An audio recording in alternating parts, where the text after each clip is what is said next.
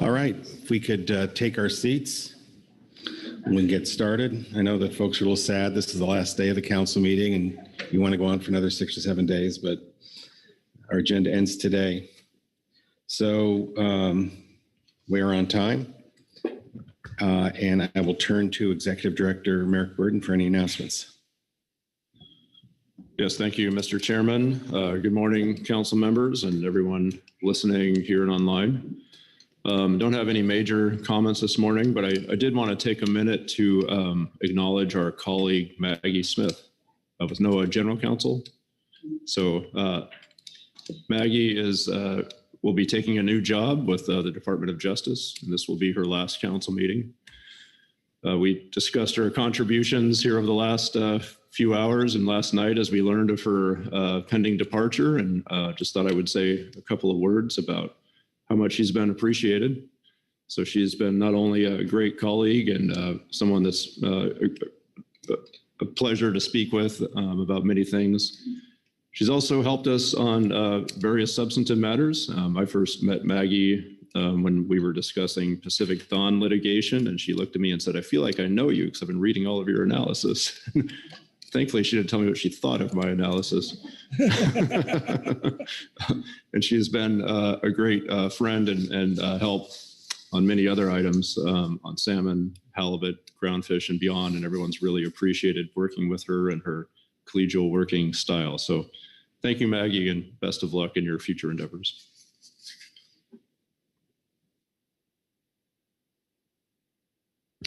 Thanks, Maggie. So any further announcements? No further announcements. All right. Checkout time is noon, although I guess we can push it a little bit, but we'll take a longer break in the morning to give folks a chance to finish up any checkout. All right, so let's get started on the day's agenda.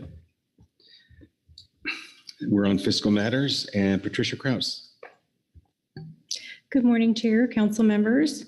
The Budget Committee actually held 2 meetings this time, one in October and one in November, and the agendas are attached to the meeting record. And then we also have the supplemental attachment Budget Committee agenda. I'm sorry, the Budget Committee report that came in also. So whenever you're ready. All right, so Pete Hassemer, you're the chair of the Budget Committee, so I'll turn to you. Thank you, Mr. Chair. I would like to ask Patricia to read the Budget Committee report into the record. Agenda item C7A, Budget Committee Report 1.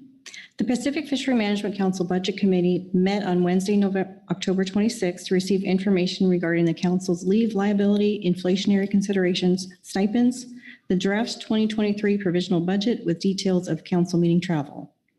On Thursday, November 2nd, they met to receive an update on the 2020-2024 cooperative agreement funding, review of the calendar year 2022 expenses through September with estimates to year end, and to provide guidance on the calendar year 2023 provisional budget, and to consider other budget issues outlined in the agenda. National Marine Fisheries Service West Coast Region Sustainable Fisheries Division budget update. Mr. Ryan Wolf noted that the fiscal year 2023 budget is still not finalized, and the region is operating under a continuing resolution until December 16th. Currently, there are plans for hiring of several new staff in the new fiscal year. There was a discussion of funding being made available via upcoming requests for proposals from National Oceanic and Atmospheric Administration headquarters, with $3 million available nationwide for catch shares priorities and $1.8 million available for Magnuson-Stevens Act activities.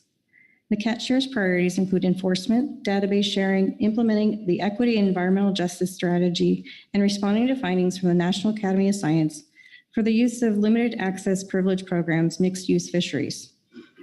The Magnuson-Stevens funding category prioritizes ecosystem-based fishery management and the effects of climate change to fishery management.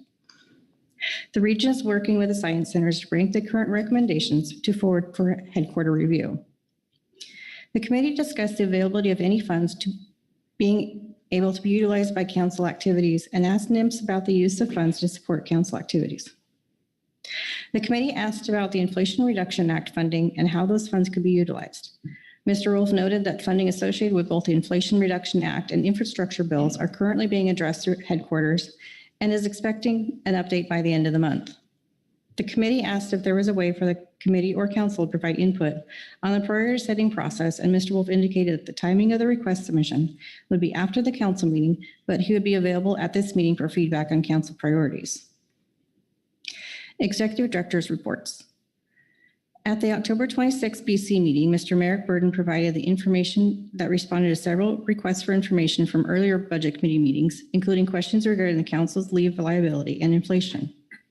This information illustrated how past council expenses, actual expenses, had differed from provisional budgets on the matter of leave liability, due in part to extensions of the 2015-2019 grant. Liability status from 2015 to 2021 was presented and showed we have been adequately funded for those years. The forecast of possible liabilities moving forward indicates we may be underfunded for future staff retirements. Mr. Byrne provided information on how the council may be impacted by inflation in 2023. Several council expense categories are known due to presence of contracts, and these expenses include office rent, staffing, hotel, and per diem rates. Some council expenses, such as airfare and mileage, are not currently known but have been projected in our budget materials based on current cost trends. The historical data for lodging rates and per diem rates were provided and show minimal changes over the last 5 years. 2023 rates are expected to be static once again. Airfare rates have increased over the last year but are similar to the pre-COVID travel rates. Mr. Burden presented details of the funding for 2015 to 2022 with information showing base funding compared to special project funding. Since 2018, additional funding for special projects has been minimal compared to 2015-2017. Most recently, the council has received limited special funding, and it appears unlikely at this time that special project funding will be available to the council in the near future. The BC considered financial risk management. As a part of this consideration, the BC examined the timing of funding to the council over the last 8 years. This information was provided as an indicator of how long the council may need to stretch funds between different years. Based on this information, staff suggested being able to fund the council through April any given year, which would amount to approximately $1.1 million in the delayed spending account. Next, Mr. Burden presented the updated calendar year 2023 provisional budget. This iteration is generally described as status quo budget option. Includes status quo meeting attendance, reduces the state liaison budget to the grant level request, and eliminates several other contracts. Projected budgets, similar to recent budgets versus the award for the next 2 years, was presented and indicates we would spend more than the award in each year, and the delayed spending account would be nearly depleted by the end of 2024. Mr. Burden discussed options for cutting expenses in order to be better equipped to manage potential financial risks.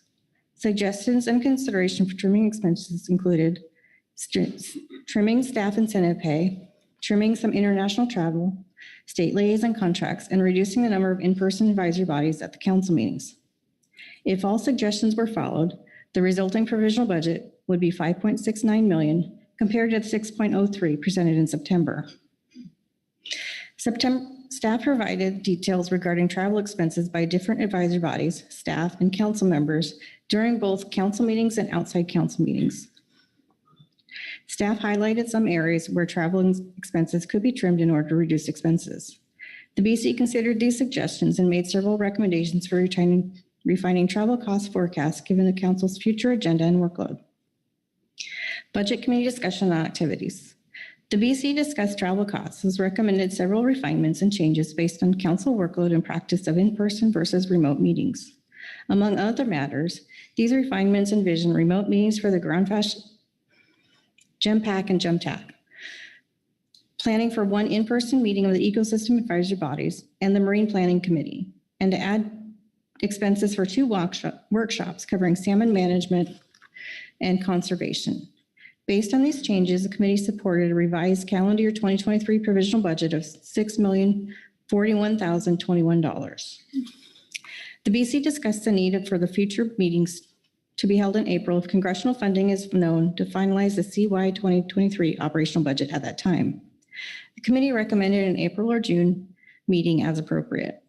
Mr. Burton discussed the intent to have a spring 2024 council meetings be contracted with hotels by the end of the year, but possibly hold off on contracting the remainder of the meetings to determine the results of the council efficiencies topic and continue discussion of long-term council budget planning. The committee discussed the concept of meeting of the whole, where council members could consider strategic budget planning for the council's next grant period, and strategic considerations that have been discussed as part of the council efficiencies and effectiveness agenda item. Mr. Burton discussed the possibility of a summer 2023 meeting to discuss that process and envisioned a 1 to 2 day meeting where council members, few council staff, and a facilitator for the group to make a recommendation for the council at a future meeting. The BC recommended consideration of that meeting. And as a follow-up, the recommendations are: council adopt the CY23 provisional budget of $6,041,021 for use beginning January 1. Hold an April or June BC meeting and recommend consideration of a meeting of the whole to discuss budget in the context of the council efficiencies. That completes the report. All right, thank you, Patricia. Are there any questions on the budget committee report?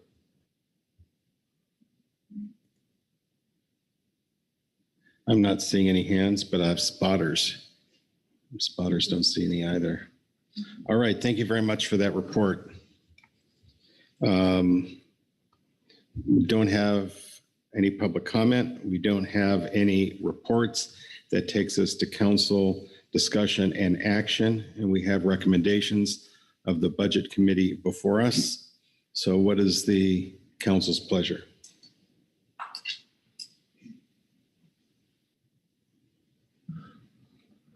We will need a motion. Brad Patcher.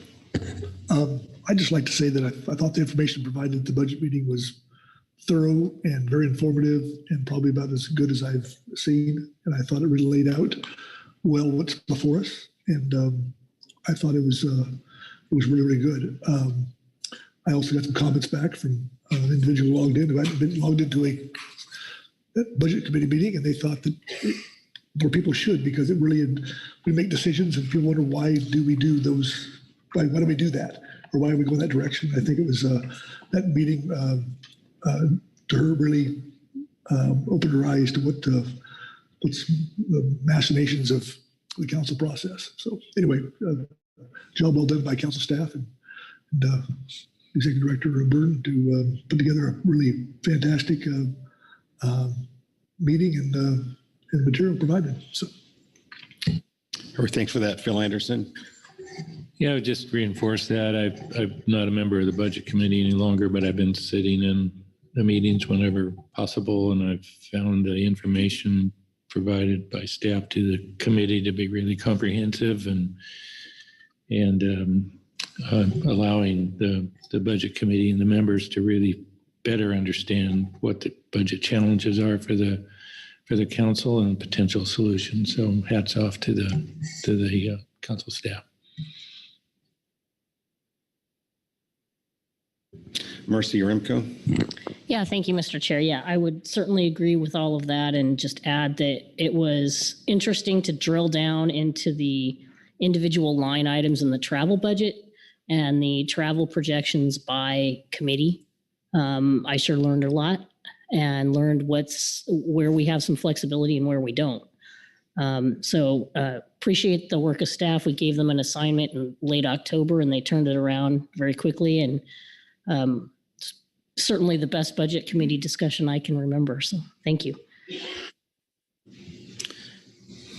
Jessica Watson. Thank you, Mr. Chair. I want to echo those thanks for this budget committee report and how detailed it was. I also appreciated the access to hearing this presentation in a webinar form so that advisory bodies could actually participate and see what those line items were when thinking about how to make recommendations in the future of moving forward with virtual and in-person options. So thanks a lot for all the hard work.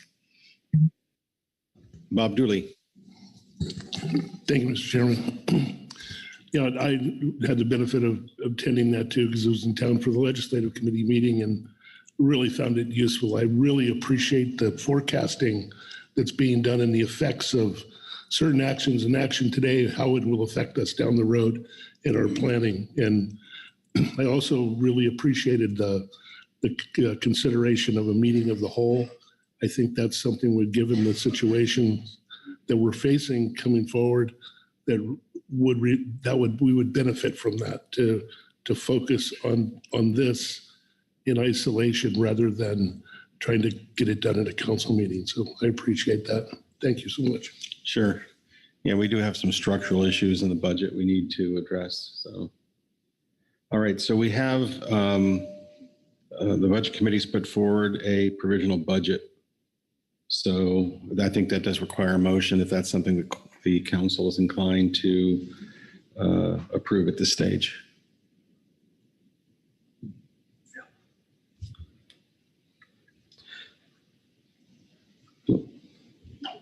Oh, Phil. Thank you, Mr. Chairman. I move the council adopt the report and recommendations of the Budget Committee under Agenda Item C7A Supplemental Budget Committee Report, November 2022. All right, thank you for the motion. Is there a second? Seconded by Virgil Moore. Please speak to your motion. Thank you, Mr. Chairman. As I mentioned, I had an opportunity to sit in on the Budget Committee and listen to the deliberations of the committee. And I think that the recommendation by the committee relative to our 2023 budget and other considerations in the report is complete and well thought out and support their recommendation. All right, thank you. Any questions for the maker of the motion or discussion on the motion? All right, I'll call the question. All those in favor say aye. Aye. Opposed, no. Abstentions? Motion passes unanimously.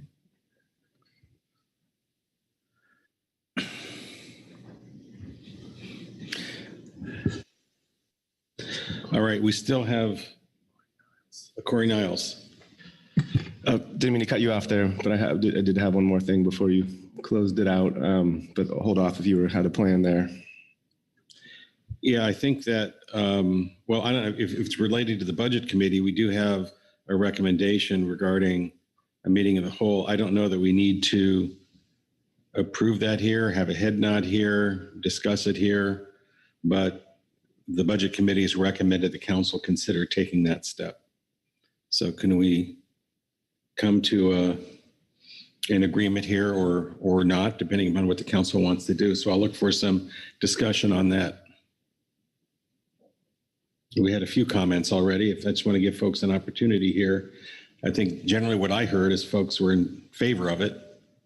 So I'm seeing head nods, an adequate number of head nods around the table. So I guess the council appreciates that recommendation, and the council staff will take that. We'll take that and run with it. Corey? Yeah, thanks, Mr. Chair. Question for Ryan here. At the Budget Committee, as the report stated, there's Ryan let us know about their internal process for these. Losing my words this morning, but there's a MSIA and a CAT shares budget line where they have internal process for projects, and at that time it was and maybe it's still early in terms of when the proposals are due, but was wondering if Ryan had any more updates on the thinking there, and if not, just very supportive of the approach Ryan told the Budget Committee about his communicating with his branch chiefs and branch chiefs with the council staff and bodies on what the important work is. And this funding Ryan had a list of projects in the past that really have helped this council's work. And yes, so I don't know, Brian, if you had any updates. If not, fair enough, of course. Yeah, through the chair, thank you, Mr. Niles. Good morning, everyone. I don't have specific updates on the proposals. They're all coming in right as we speak. I'll be meeting with Science Center and regional leadership at the end of today, and they're due for submission on Thursday. But I passed along the discussion that happened in the Budget Committee. We also have paid a lot of attention to what has happened at this meeting, and I will take into account as well further priorities of the council that I get in workload planning and how we lay out our future agendas. And I'll be happy to report back at our next meeting with a full, hopefully successful list of things that we got approved. Yeah, thanks, Ryan. Recognizing that you're still having, and thank you, very much appreciated that approach. I guess I'll just throw one thought out that I didn't articulate at the budget committee, is that, I obviously do not have a fully holistic view on all the funding needs, but being, from this seat and from being a member of the ecosystem work group, it seems one area where the science centers in particular need to, lack of a better phrase, cobble together funding to help our work rather than be supported by ongoing budgets, is our ecosystem work and ecosystem initiatives. And we do have the new ecosystem initiative the council recommended in September. And I know folks, members of the EWG, are working on a proposal, Science Center folks. And so after that thought, I think that the funding does go pretty far in helping the Science Centers, do that work. The staff who work on the ecosystem, ecological side of things are, there are not as many as we would like. So I would just add that the extra effect of the funding there, I think, goes a long way, and I'll leave it there. All right. Further discussion or action on this agenda item? I'm not seeing any hands. Let me just check online. Not seeing any. So, Patricia, have we done our work here? You have done your work here, and I look forward to seeing you in the spring or June meetings. Thank you very much. So we'll move to agenda item C8, approval of the council meeting record. That's agenda item C8, attachment 1. That was in the advanced briefing book. And look for any corrections or a motion to approve.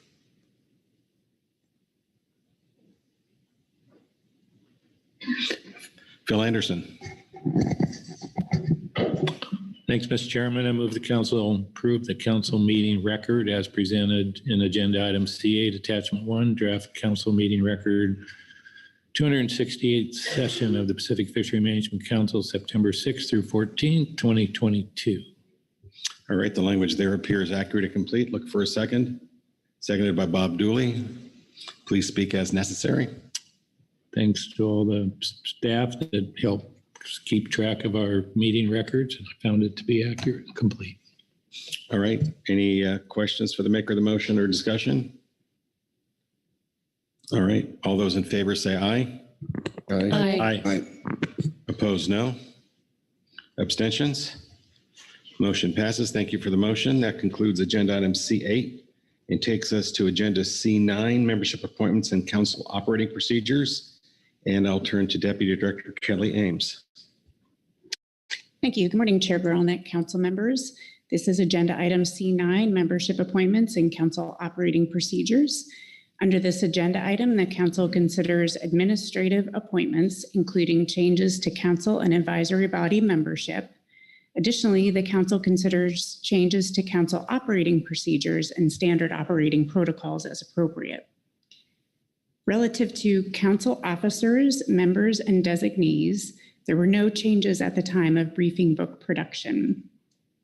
Relative to council advisory body appointments for the 2022 to 2024 term, for the Salmon Advisory Subpanel, the council recently solicited nominations for the Washington Charter Boat Operator position on the SAS and received a nomination from Mr. Steve Solstrom.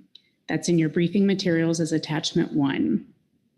Relative to the Scientific and Statistical Committee, the council recently solicited nominations for one at-large position on the SSC and received a nomination from Dr. Christopher Free. That's attachment 2. For council advisory body agency appointments, for the groundfish management team, there are 2 nominations to consider. The National Marine Fisheries Service West Coast Region has nominated Ms. Lynn Massey to replace Mr. Daniel Stutt for the West Coast Region position on the GMT. That is attachment 3. The California Department of Fish and Wildlife has nominated Mr. James Phillips to replace Ms. Caroline McKnight for the CDF&W position on the GMT, which is attachment 4. Relative to remaining vacancies, the Washington commercial position on the Coastal Pelagic Species Advisory Subpanel remains vacant. The council could consider soliciting nominations or changing the composition of the advisory subpanel. Additionally, after the briefing book deadline, we received notice that Mr. Steve Westrick was stepping down from his position on the GAP as the Washington charter boat operator. So again, just to highlight, this was after the briefing book deadline, so it is not in your briefing materials. But the council may wish to direct staff to solicit nominations for this position. Relative to council operating procedures, at the September 2022 meeting, the council tasked staff to draft proposed changes to COP1, General Council Meeting Operations, to provide flexibility regarding the number of allowed terms for council officers. That is attachment 1. And your council action under this agenda item is to consider any appointments and membership issues and discuss changes or additions to the COPs or SOPPs and consider adoption of proposed changes to COP1. And with that, I'd be happy to take any questions about the agenda item overview. All right, thank you very much, Kelly. Are there any questions on the overview? Okay. Thank you very much on the overview. We don't have any reports. We don't have any public comment. So that immediately takes us into council discussion and action. And let's take these topic by topic. First, obviously the appointments and then the council operating procedures. So before we get to any motions, let's just see if there's anyone wants to raise their hand, and otherwise we'll go straight to motions. This is something that was discussed during closed session. All right, so we have a vacancy on we have a Washington Charter Boat operator vacancy on the Salmon Advisory Subpanel. Mr. Phil Anderson. Thank you, Mr. Chairman. It's my pleasure to move the council appoint Mr. Steve Solstrom to the Washington Charter Boat operator position on the Salmon Advisory Subpanel, formerly held by Mr. Michael Sawan. All right, thank you. The language there appears accurate and complete. Is there a second? Seconded by Butch Smith. Please speak to your motion. Thanks, Mr. Chairman. I'm really happy that Steve applied for this position. He's invested in the ownership of at least 3 charter vessels that operate out of Ilwaco. He also owns a charter office there and is the vice president of the Ilwaco Charter Boat Association. And I think he's going to be a great addition to the Salmon Advisory Subpanel.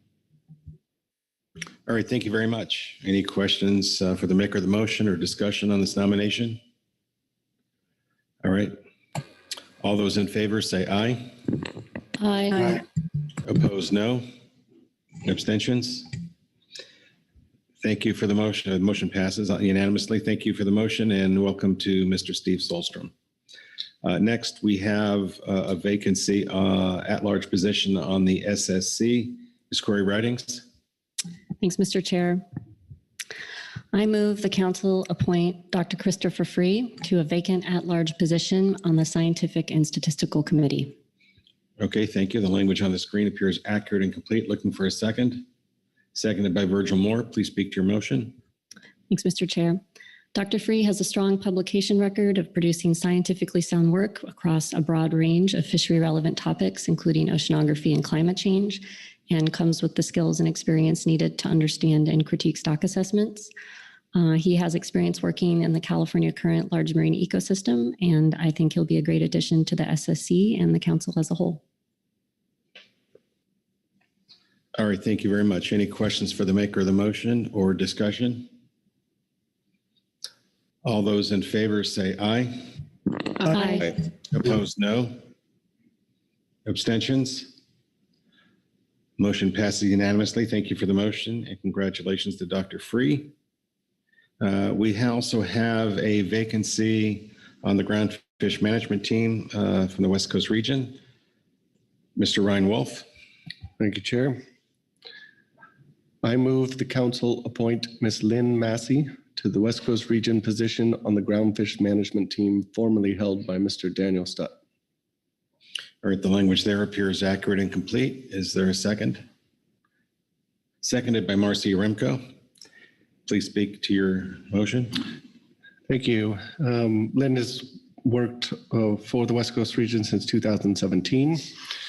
She has worked on multiple council actions across FMPs as a senior member of our groundfish branch, and I think will be a welcome addition to the GMT and all of its upcoming work. But I do also want to thank Daniel Stutt for all of his time as well on the GMT over the past year.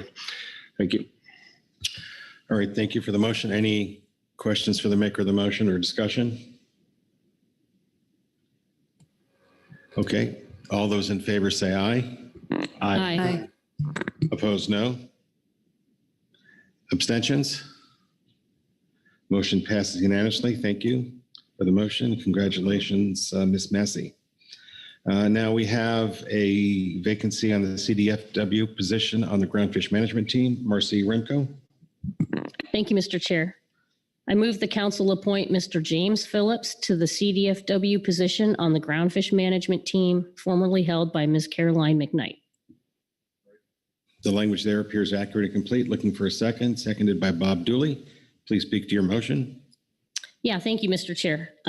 James has quickly gotten up to speed in the GMT room, and he's now a full-fledged council groupie. He's here with us today in the audience following along. Appreciate his contributions to date and look forward to more. He'll be a great addition. Thank you. All right, thank you for the motion. Any questions for the maker of the motion or discussion? All right, all those in favor say aye. Aye. Opposed, no. Abstentions? Motion passes unanimously. Thank you for the motion and congratulations, James. I believe those are the positions we are ready to fill. We also have some vacancies, the Washington CPSAS seat, and there's a vacancy on the GAP also from Washington that Ms. Ames highlighted. I assume it's the desire of the council to advertise those to see if we can fill them and take up any applications at our March meeting. So I'm seeing some nodding of heads. So before we move to council operating procedures, is there anything else? Mr. Pettinger. Thank you, Chair Grolnick. Yesterday, when National Fisheries Service gave their report, Kristen Cook gave her update and mentioned that the groundfish management team seat that the Southwest Science Center is supposed to have fill has not been filled. I believe it's been over 2 years. And so I spoke to her offline there, and she's having difficulty finding a body for that. And I wonder if there's another avenue to fill that seat. I mean, the GMT does a lot of great work for this council. And I mean, they're working their butt off, literally. And I think that I don't want to burn them out. And I think those slots all need to pull their weight. And so it'd be nice to look into that if there's some other way to, other avenue to fill that seat and take care of those folks. They really put out great reports and guide this council. And I think we need to honor that and to make sure they're staffed fully. So I'm not sure we need to decide that today, but certainly we need to be thinking about that and get that seat filled. So that's what I have for that. Thank you. All right, thank you for that. Anything else on appointments? So let's move to council operating procedures. The council did direct staff at the last council meeting to consider some changes to COP 1, and those changes have been put before us. So I'll look for any discussion. or motion?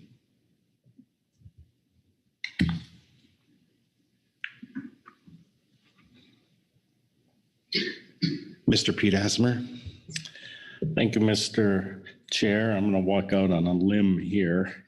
And I agree with the two what appear to be minor changes in the COP, except the first one, as small it is, I don't like the wording there. Because, and excuse me, I was trying to come up to be constructive here with some better language. What it does is say the new member needs to attend a council chair's briefing at its first meeting. And there may be situations, I don't know, where there are a number of new members who might be committed to that. And I know there are limits on the number of council members that need to be there. So with that in mind, I've crafted some language. I hate to edit on the floor, but I would hope that I could fix that through a motion. But first, I'd like to hear from others. All right, let's hear from others. Bob Dooley. I tend to agree with Pete's assessment there on this. It was my suggestion actually that brought it to the attention that it was saying two, but our practice has been one. And if we're going to limit it to one, we should say so. So that was the impetus for it. But I do understand that, and I don't know if that's a problem to have. If there's 3 new council members at that first meeting, does that cause a problem? So I would look for more information on that.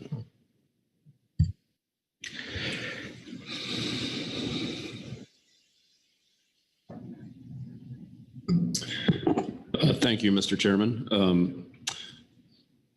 Let's see, I'm just now admittedly thinking about this, but what I could imagine occurring is that if we were to get to a place where we would have a quorum, if we had all of the usual participants of the chairman's briefing present plus new members, I think if we wanted to follow this language, what we would do is look to excuse members that are from that state that usually attend in favor of the new member to be briefed to avoid the quorum situation.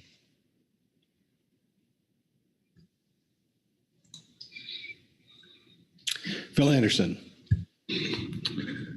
I have 2 views on this. One would simply be to strike the sentence and leave it up to the discretion of the chair to bring the new member into a council chair briefing as appropriate.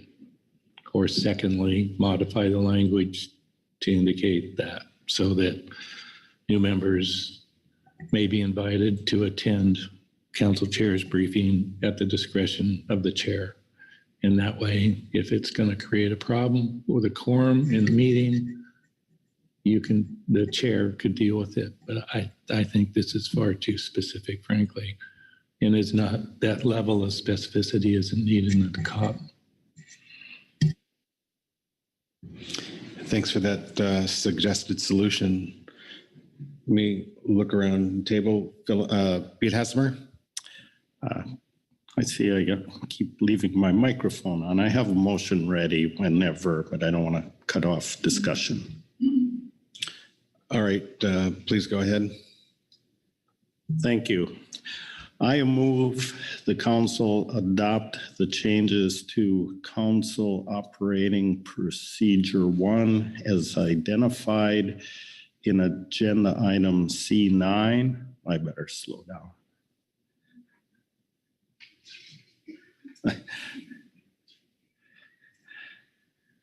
Want me to keep? Oh, okay. Thank you. Computers work faster than my mind, which is not a surprise. I move the council adopt the changes as identified in Agenda Item C9, Attachment 1. Hang on.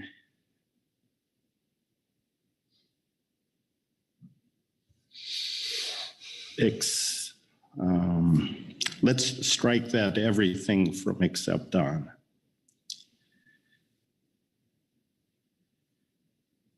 Just, you can.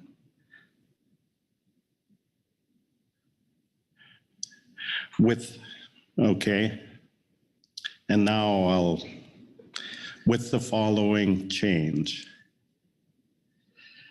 In the last sentence under new member orientation, change that to read. In addition, new members will attend at least one council chair's briefing during their first year of service on the council in coordination with the executive director.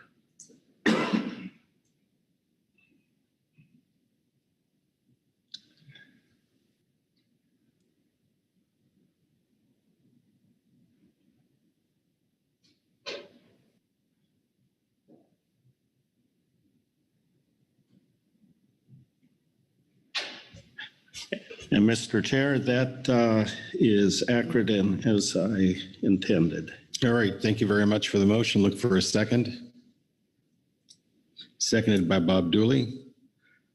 Please speak to your motion. Thank you. Well, I appreciate the comments and the fixes. We could have left it off, but again, the reason for making this change is as it was written, it committed a new council member to being at their first chair's briefing at the first meeting. And if for some reason they couldn't do it, they immediately violated our COP. So this provided the flexibility, the same flexibility we have under the terms where we just made it a little more flexible. So I think it gives, as Executive Burden said, the opportunity for him to work with that individual and look at who's there for a chair's briefing and not limit them to just one, because that individual may be the new state rep or something who would be at several. So I think this provides the flexibility we need. Thanks. All right, thank you for the motion. Are there any questions for the maker of the motion or discussion on the motion? All right. All those in favor, say aye. Aye. Aye. Opposed, no. Abstentions? Motion passes unanimously. Thank you for the motion.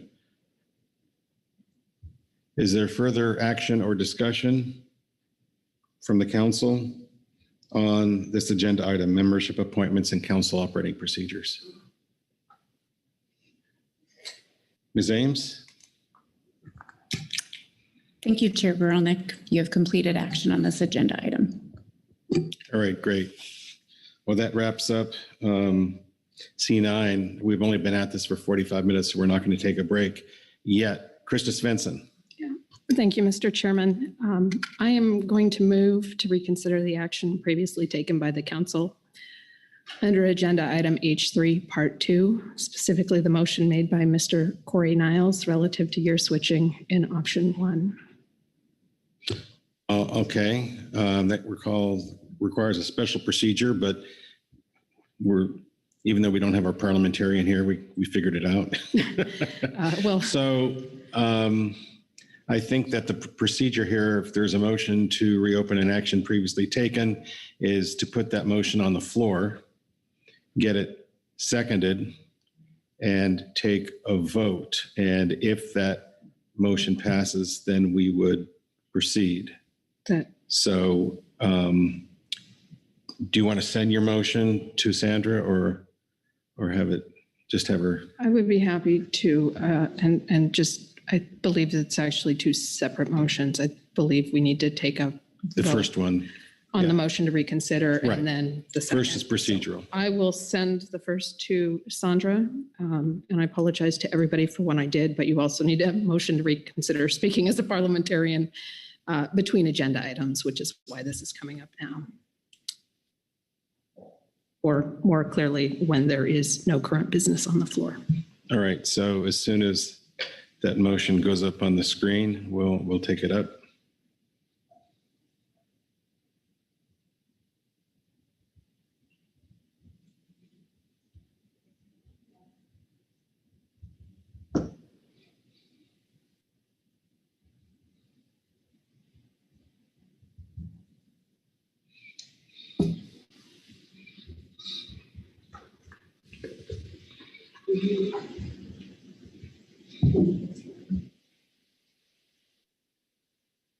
Okay, my apologies, but my email just says that Sandra's email has rejected my message. So I can send it to Chris Kleinschmidt as well, but it will take another moment. Sorry, everyone.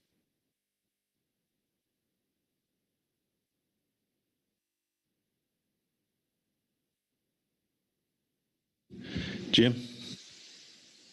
Mr. Chair, Ms. Svensson, if you can also CC it to me, then Sandra can read it off my screen. We can get it to her.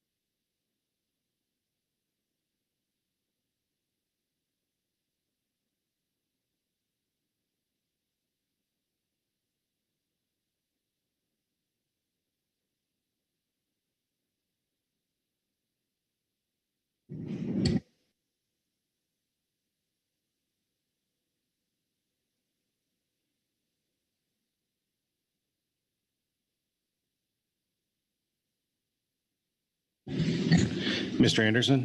Thanks, Mr. Chair. Just FYI, the peculiarity of a motion to reconsider is that it does not require a second.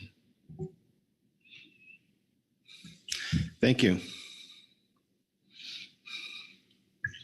All right. Krista, do you want to move forward with your motion? I would be very happy to. I move to reconsider the action previously taken by the council under agenda item H3, part 2, specifically the motion made by Mr. Corey Niles relative to gear switching alternative 1. All right, that language appears accurate and complete. Please speak to your motion. All right. So my rationale on this is that alternative 1's primary intent is to freeze the footprint of the amount of trawl sablefish that is taken by fixed gear. And that's something that most people on the council and in the community seem more comfortable with in many cases than no action. If approved, my intent is to offer a subsequent motion that would add an additional sub-option intended to achieve that outcome. All right. Thank you for your motion. Are there questions for the maker of the motion? Jessica. Thank you, Mr. Chair. And I'm not sure if this is a question to the maker or to council staff. Is there a way that this item could be considered for the check-in on this agenda item to allow council staff and public comment? Or is this the only place you see this being able to be addressed?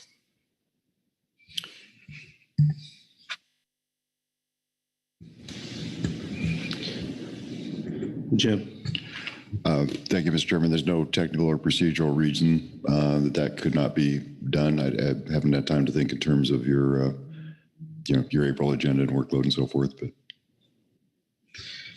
yeah, I just want to say on public comment, all of our actions were taken after public comment on this agenda item. So, Krista. Yeah, thank you, Mr. Chair. My intention with including it now, should this pass, is to provide staff the opportunity to have the time and not delay PPA when we set that on future workload planning. All right. Any further questions or discussion on this motion? All right. All those in favor say aye. Aye. Aye. Opposed, no? No. No. No. No. Can we conduct a roll call vote at this point?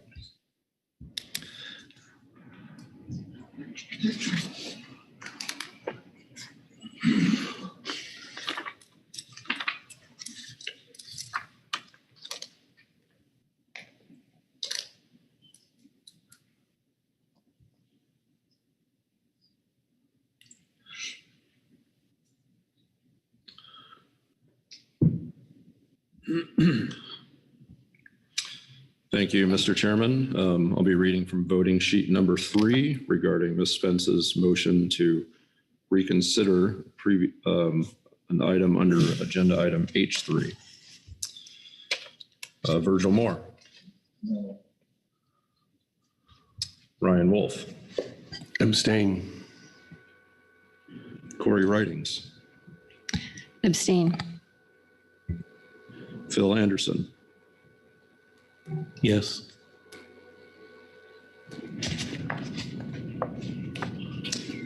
Joe Oatman. Yes. Butch Smith. Yes. Heather Hall. Yes. Jessica Watson. Yes. Robert Dooley. No. Brad Pettinger. No. Pete Hassemer. No. Krista Svensson. Yes.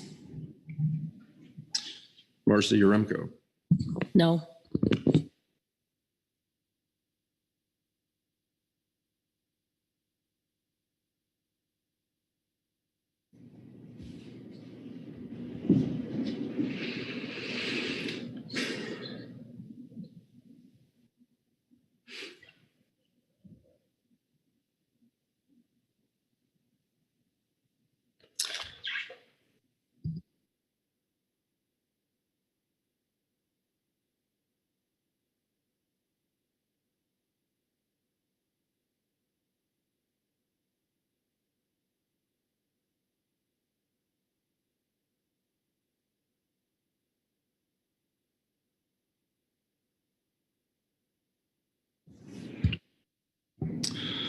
Mark Gorelnik. Yes.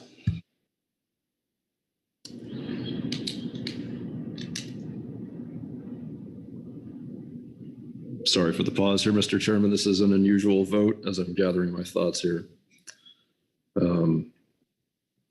So that leaves us with 7 yes, 5 no, and 2 abstain.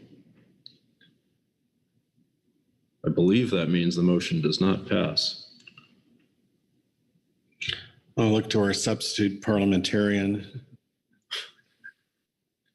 Well, typically abstentions mean you are not included within the vote, in which case you would be at a 7-5. 7-5, okay. My point of confusion is regarding the majority vote.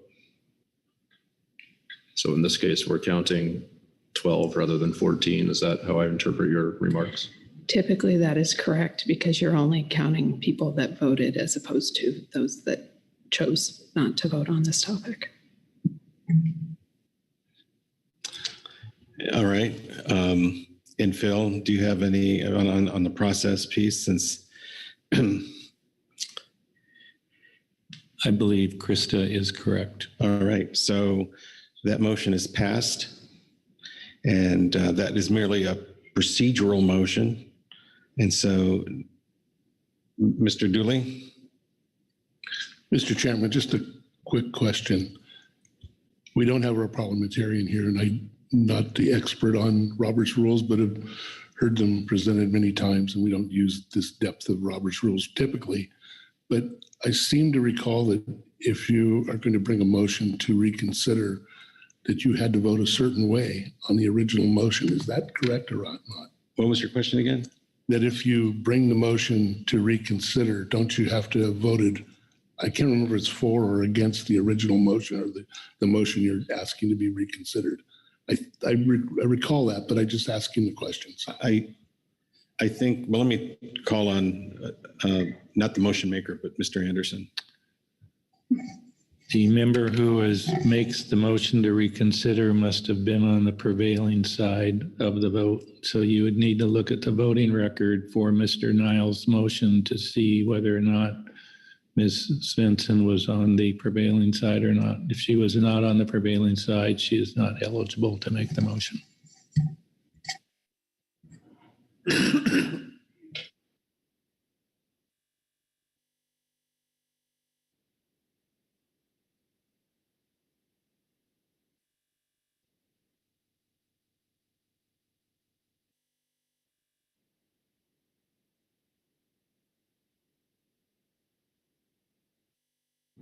Mr. Chairman, based on the record I have in front of me, Ms. Svensson was on the prevailing side. All right. So we have jumped that procedural hurdle, and now Ms. Svensson can bring forward her substantive motion. Thank you, Mr. Chair. And I did send that. Hopefully, have you received it, Sandra or Chris? Okay. One moment, please. Mr. Anderson. Thank you, Mr. Chairman. So we're clear here, if the motion to reconsider passes, then the body takes up the original motion as it was just before the vote it was taken. So that motion comes back in front of the body. And then if there's an amendment or whatever the subsequent action is, just okay, being clear. Thanks. Thank you for that clarification. So I don't know if Sandra can bring up Mr. Niles' motion. So that's the motion we're reconsidering. It would need to, and I guess your motion would be in the nature of an amendment to this motion. That is correct, Mr. Chair.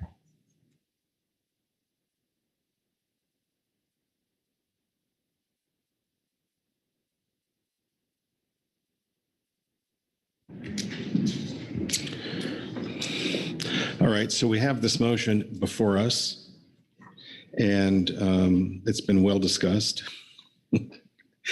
And I think that Ms. Svensson has a motion to amend.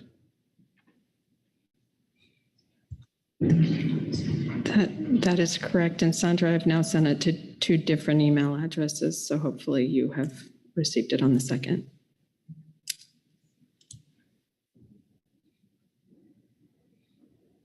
Is this just a page break in there? Okay.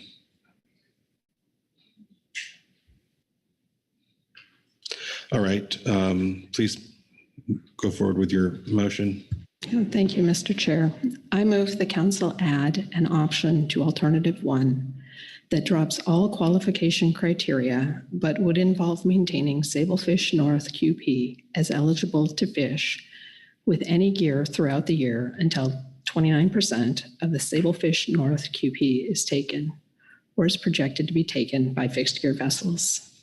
This does not involve the quota conversion step, but would only require in-season prohibition of fixed gear use of Sablefish Northern QP. All right, thank you. And the language on the screen is accurate and complete. That is correct. And I'll look for a second to your motion to amend. Seconded by Corey Niles. Please. Corey Niles, they both. All right, so please speak to your, well, seconded by Corey. Okay. So please speak to your motion. Yeah, thank you, Mr. Chair. Again, I apologize that I'm bringing this up. very unexpectedly to the majority of people in this room. This really happened in listening to commentary yesterday on the floor, particularly Mr. Niles, around all of us wanting to see success within the groundfish sector as a whole. And it is an opportunity to compare and contrast how people are affected by the criteria within the qualifications. I also think, in speaking with fixed gear people, not all of them, but many of them, this is something that they can acknowledge is possibly, based upon the analysis, a possible solution forward.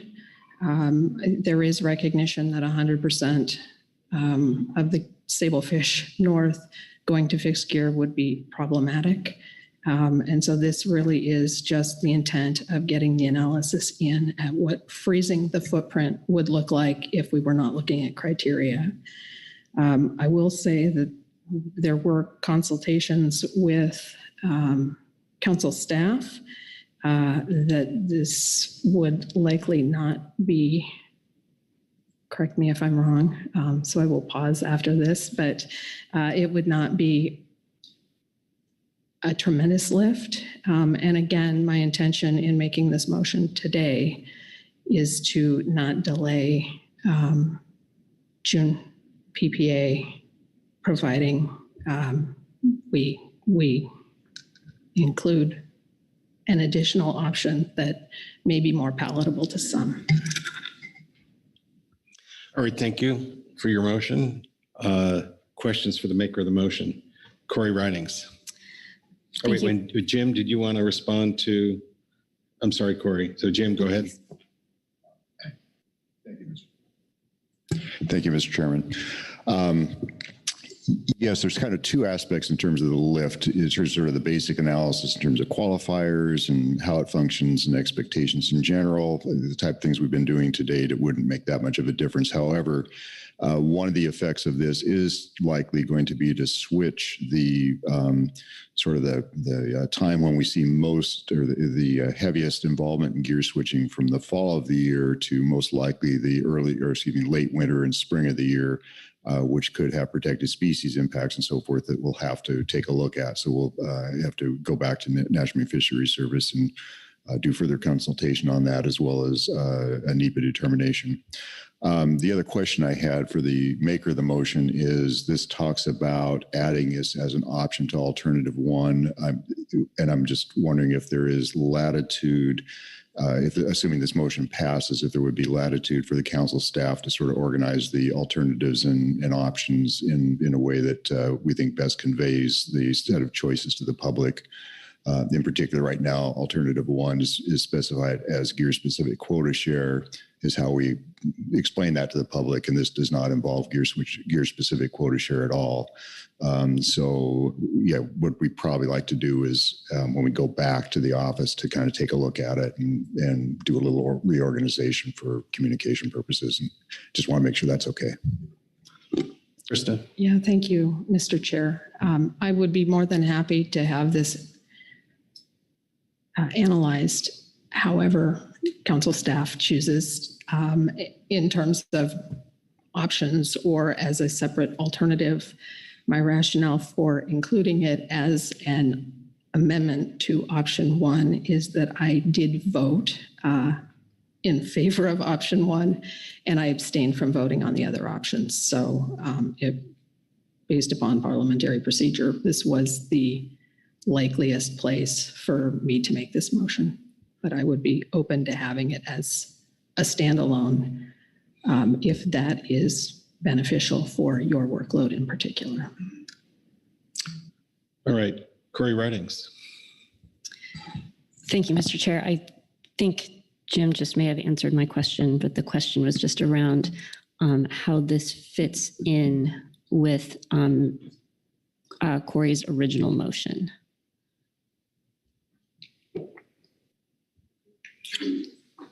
Corey. Or unless Krista wants to answer the question. I was going to say, thank you for the question. I will do my best, but I may rely on my second because my second is the one that made the original motion. But I do think that this falls within option one, specifically because we're talking about qualifying criteria, and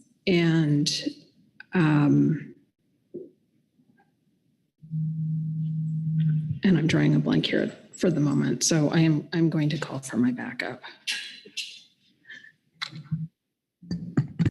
Thanks, Mr. Chair.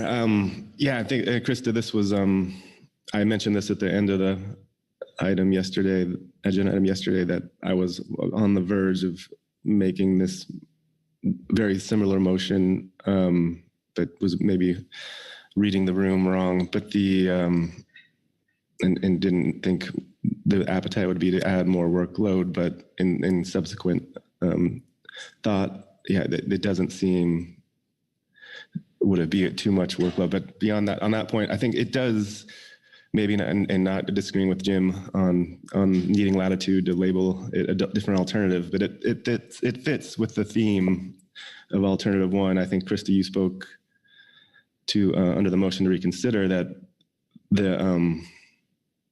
the general intent of alternative one is to freeze the footprint, and that you mentioned that this one would be maybe, in some people's view, a less disruptive, a more less disruptive way of doing that. So that's how it fits with alternative one.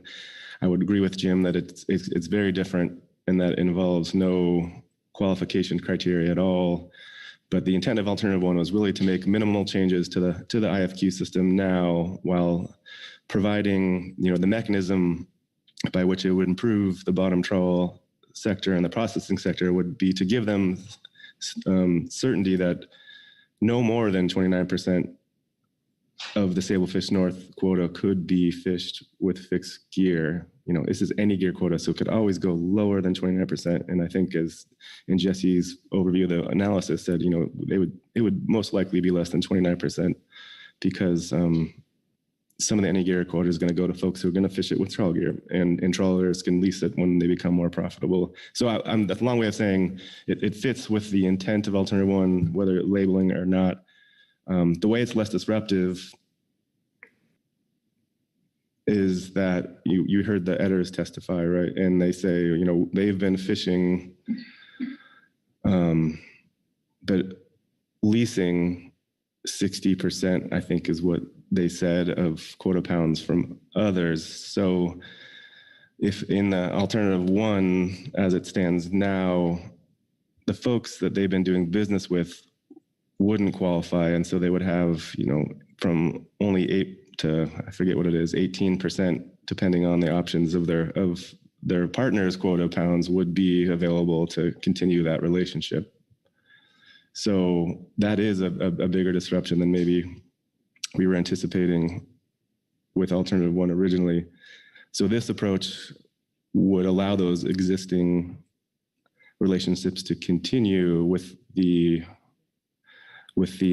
of course, the changed circumstances of having to figure out the risk that the 29% runs out, and they can no longer use their quota pounds with the fixed gear. So that's a long way of saying, I think thematically, I was going to propose it like that too, but also with latitude, with of course, with the analysts to do as they felt most economical. But yeah, it's easy to, the main comparing and contrasting is that, okay, what if we don't disrupt those business relationships versus what if we do?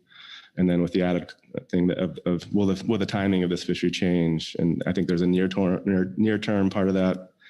And we heard from like Bob Allerson and others that, they don't expect more boats from Alaska to come down, which is one big concern about stability. But then how would this behave over the long run? So I'm repeating myself now, but yeah, that's how it fits with alternative one. And all right, thanks very much.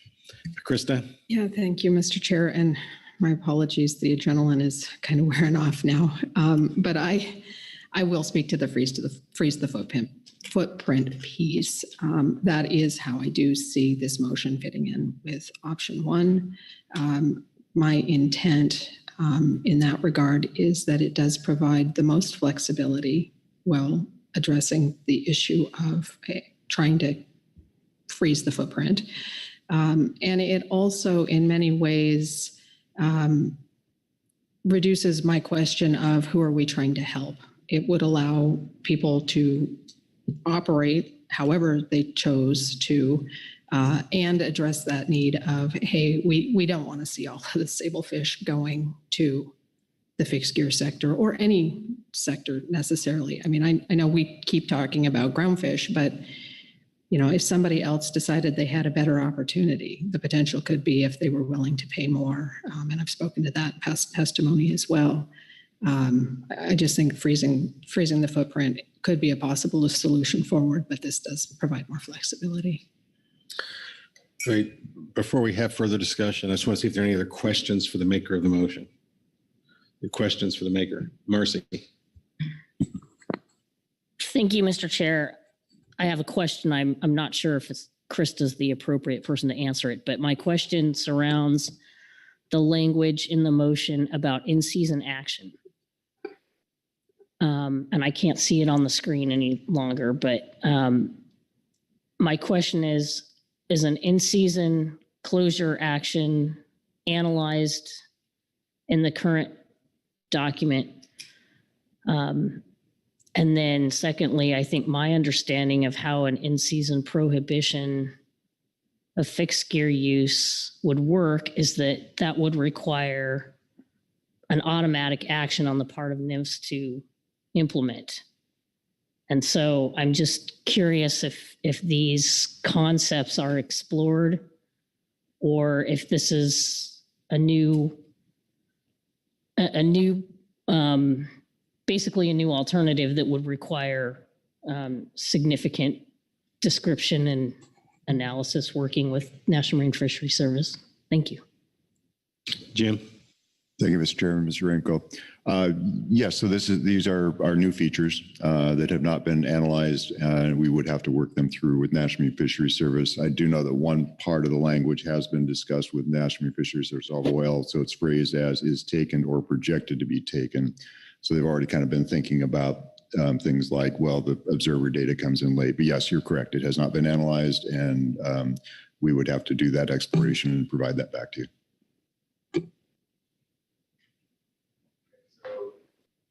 Bob Dooley's not yet spoken, so you have a question for the maker of the motion?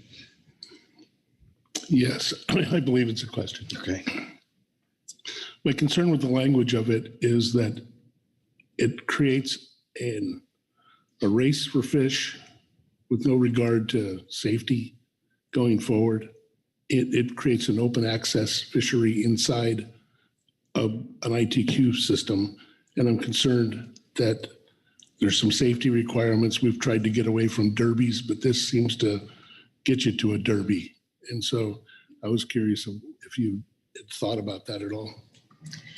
I had considered that. I also considered the fact that we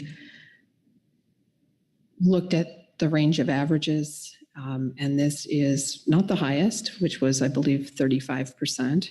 But more in line with what we have traditionally seen the fixed gear community in more recent years take. I think we have the ability with our observer data and at least with my experience in HMS, I'm not advocating we do call-ins like they do for bluefin, but I do think we have the ability to communicate kind of where we're at to prevent some of that race for fish. And I do think that it would be something we would want to look at in the analysis piece, should we take this up. And again, I'm not asking people to vote in favor of this. I may not, in consulting with numerous stakeholders, vote in favor of this. I've so far spoken to the need for no action, but I am asking for us to consider analyzing finalizing this so that we have the possibility to get as many stakeholders within the groundfish community comfortable should we move forward with either alternative one, option one, or what was option three. I'm sure we will have new numbers moving forward. So it's really about giving people that ability to look at and make changes or make decisions should we not move forward with no action that would probably be leaning heavily towards that outcome otherwise. Bill Anderson. Mr. Chairman, I respectfully request a 5-minute recess to consult regarding procedure. I think that is an excellent idea. So we will take a 5-minute break and we will resume at 9:20.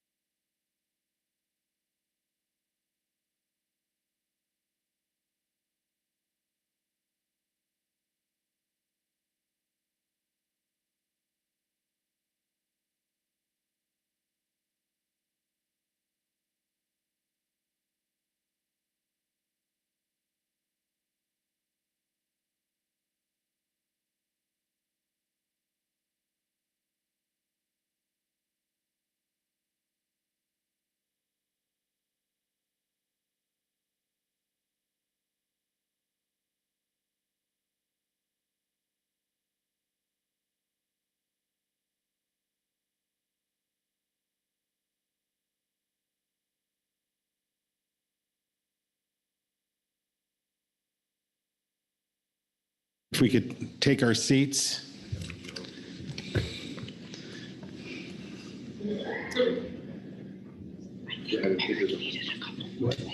Needed a couple more minutes.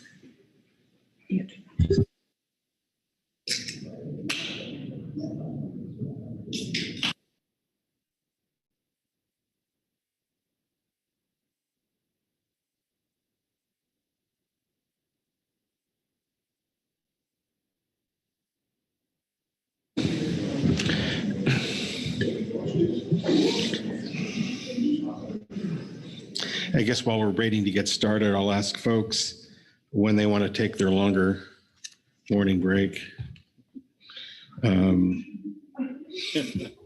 Because 5 minutes doesn't count really as a morning break to check out and whatnot. Right after, okay.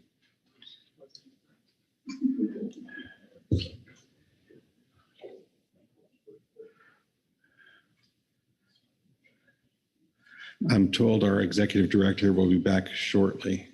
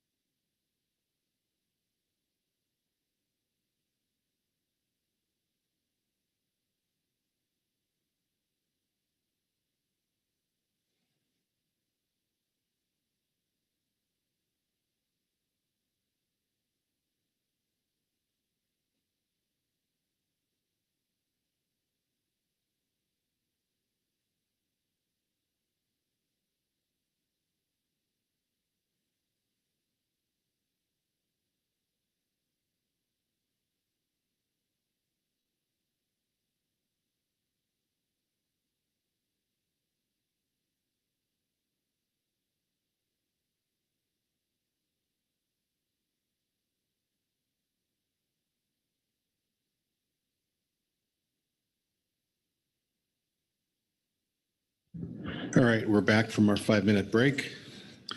Mr. Anderson has his hand up. Thank you, Mr. Chairman. I would like to raise a point of order as it pertains to the determination that the motion to reconsider passed. I believe we are all of the common understanding that a motion to reconsider requires a majority of the members present to vote in the affirmative. So we have 14 members here, including Mr. Oatman, who's of course, with us on the phone. So it requires 8 votes, a majority of 14 for a motion to pass. The result of the vote, according to my records, was 7 people voted in favor, 5 opposed, and there were 2 abstentions. An abstention is a refusal to vote. And so the abstentions don't count. So they're almost like a no vote, given that they're not an affirmative vote. They're not a vote against it. So the result of that motion and the vote, again, was 7 in favor, 5 opposed, and 2 abstentions. That does not constitute a majority of the members present. And as a result, that vote failed. I believe that the appropriate interpretation or conclusion is that vote failed. Therefore, the motion to reconsider failed, and it does not then bring this motion back up before the body to consider amendments or other actions. And my opinion is informed by reviewing the Robert's Rules of Order There was a question that came from Mr. Burden about whether 7 to 5 and 2 abstentions constituted the motion passing. There was an opinion expressed, I believe, by Krista and myself that I believe that we thought it did. But in further examination of Robert's Rules of Order, I think that was I believe that to be an error. And so bottom line here is, Mr. Chairman, I don't think that reconsidering this motion is appropriate to do, given that the motion to reconsider failed. All right, thank you for that. And I'm looking at the Robert's Rules of Orders, robertsrules.com website that has a summary of the rules, and it does state that an abstention will have the same effect as a no vote. So the motion to reconsider fails, and this discussion has been moot. Mr. Niles? Well, since we're having a teaching moment here, learning about Robert's rules, given that some people may have been under the misimpression, not that they were, but maybe if they were on the misimpression of what the effect of abstaining would be, is it ever possible to reconsider your vote given the new information? A teaching moment, not asking people to reconsider, but it seems like the best of us, those of us with the best knowledge of Rob's rules were mistaken, and I would have been mistaken myself. But just would that ever be possible is the question. I'm not sure what you're asking. Could someone who abstained on the motion to reconsider, if they were under the false impression of what the effect of that was, could they change their vote? I don't think there's a process for changing votes.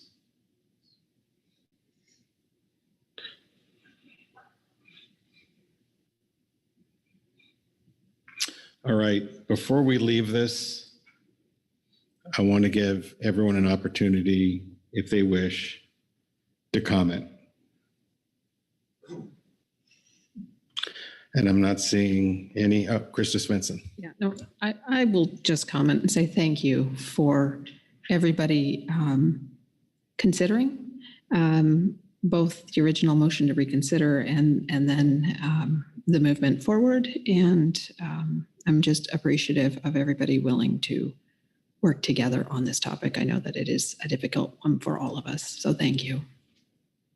All right. So we will take our long morning break here. Let me ask, 20 minutes? Does anyone need more than 20 minutes? Okay, so we will be back here at 9:50, and we will conclude our business for this meeting.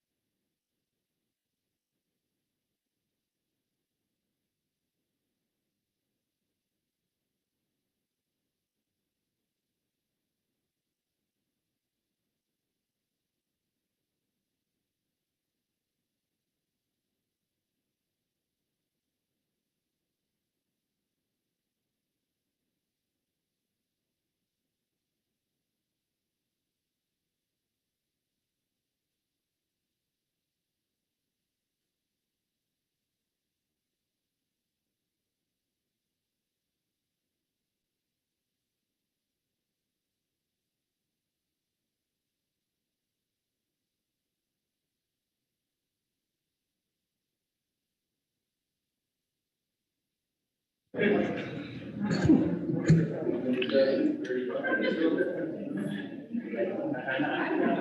right, we'll be back in about 2 minutes. 9:50 on the dot.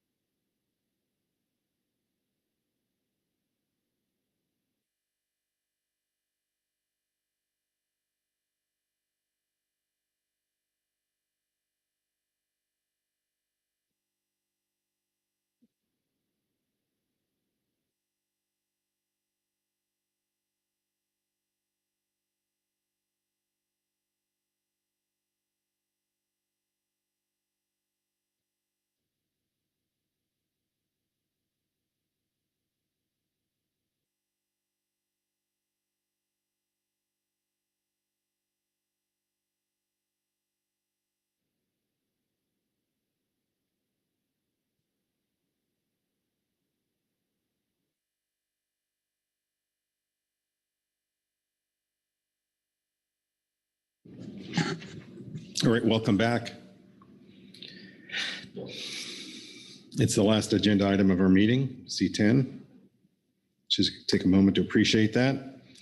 I'll turn to Merrick to get us started here. Yes, thank you, Mr. Chairman. This is agenda item C10, future council meeting agenda and workload planning. So this agenda item is to plan for future meetings, and in November we have a special emphasis on both March and April. There are limited opportunities to change our course for April when we get to March, so we do that here. You do have a few attachments that I will point you to that are in your briefing book. In the advanced briefing book, you had our year at a glance. You had a proposed meeting agenda for March and April. And last night, we once again posted some revised supplemental versions of those, and I will be orienting you to those here in just a minute. Those are modifications based on discussions that we've had here as the meeting has progressed and as various agenda item matters have progressed. You also have a couple of committee reports, including SSC report, an HMSMT report, an HMSAS report, CPSMT report, GMT report, a GAP report, and a Habitat Committee report. So the council task here is to review pertinent information and provide guidance on potential agenda topics for future council meetings, provide final guidance on proposed agendas and plans for future council meetings, and identify priorities for advisory body workload considerations. See, Mr. Chairman, before we go to committee reports, I would take a minute to orient you to the revised year at a glance and the March and April agendas, if that pleases the council.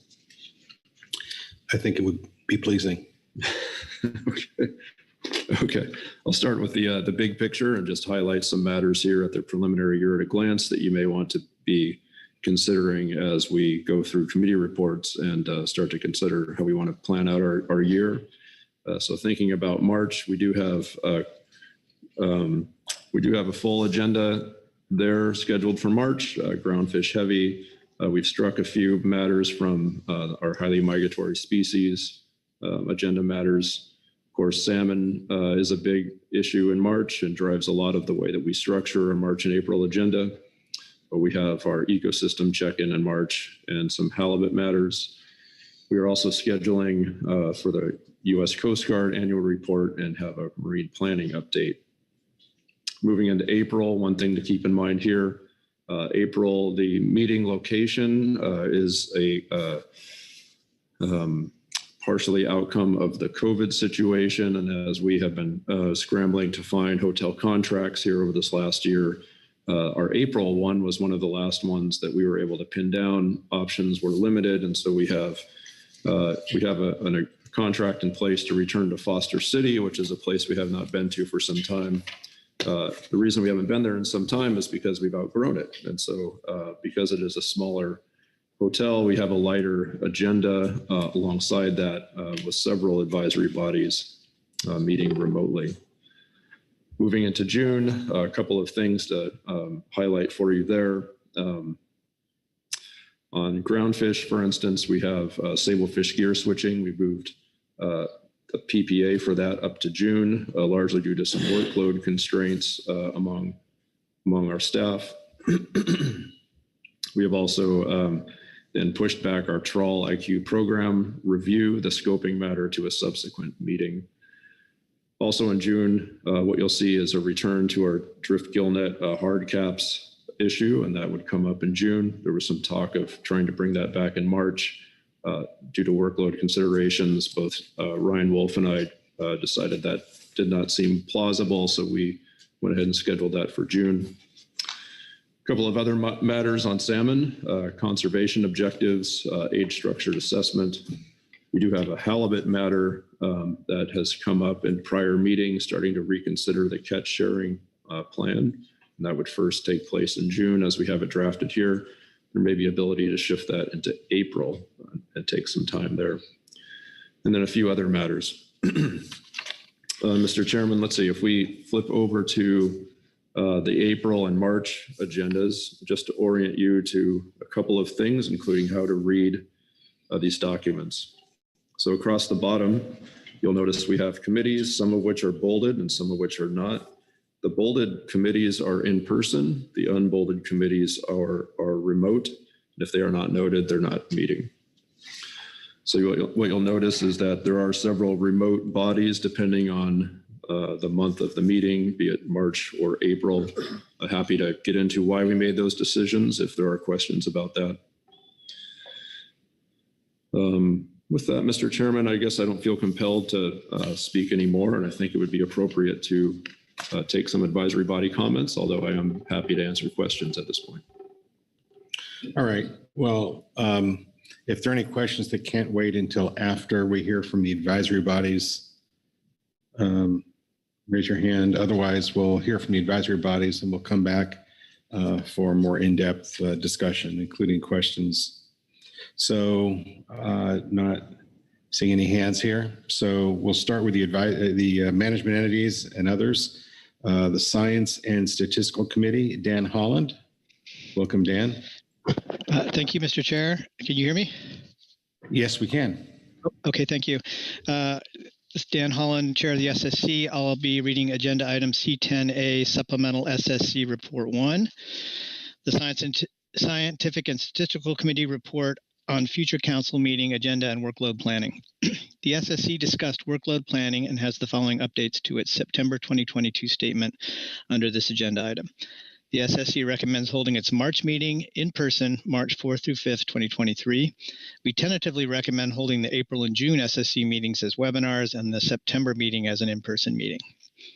Several members of the SSC Coastal Pelagic Species Subcommittee will participate in the Pacific Sardine Stock Structure Workshop organized by the Southwest Fisheries Science Center to be held in La Jolla, November 15th through 17th, 2022. This will be a hybrid meeting. Dr. Andre Punt will attend in person while other SSC CPS subcommittee members will attend remotely.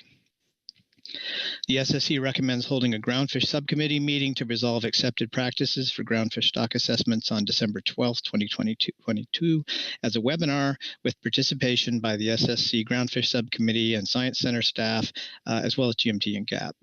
The SSC recommends delaying the remaining groundfish related workshops to the next biennium as 2023 stock assessment related duties now supersede workshop efforts that can be revisited in the spring of 2024.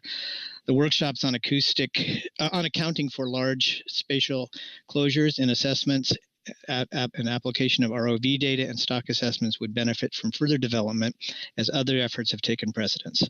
Efforts will be made to document related methods applied in previous assessments in the accepted practices document at the Groundfish Subcommittee meeting on December 12th. The topics related to the catch estimation workshop will be addressed in the course of the pre-assessment workshop.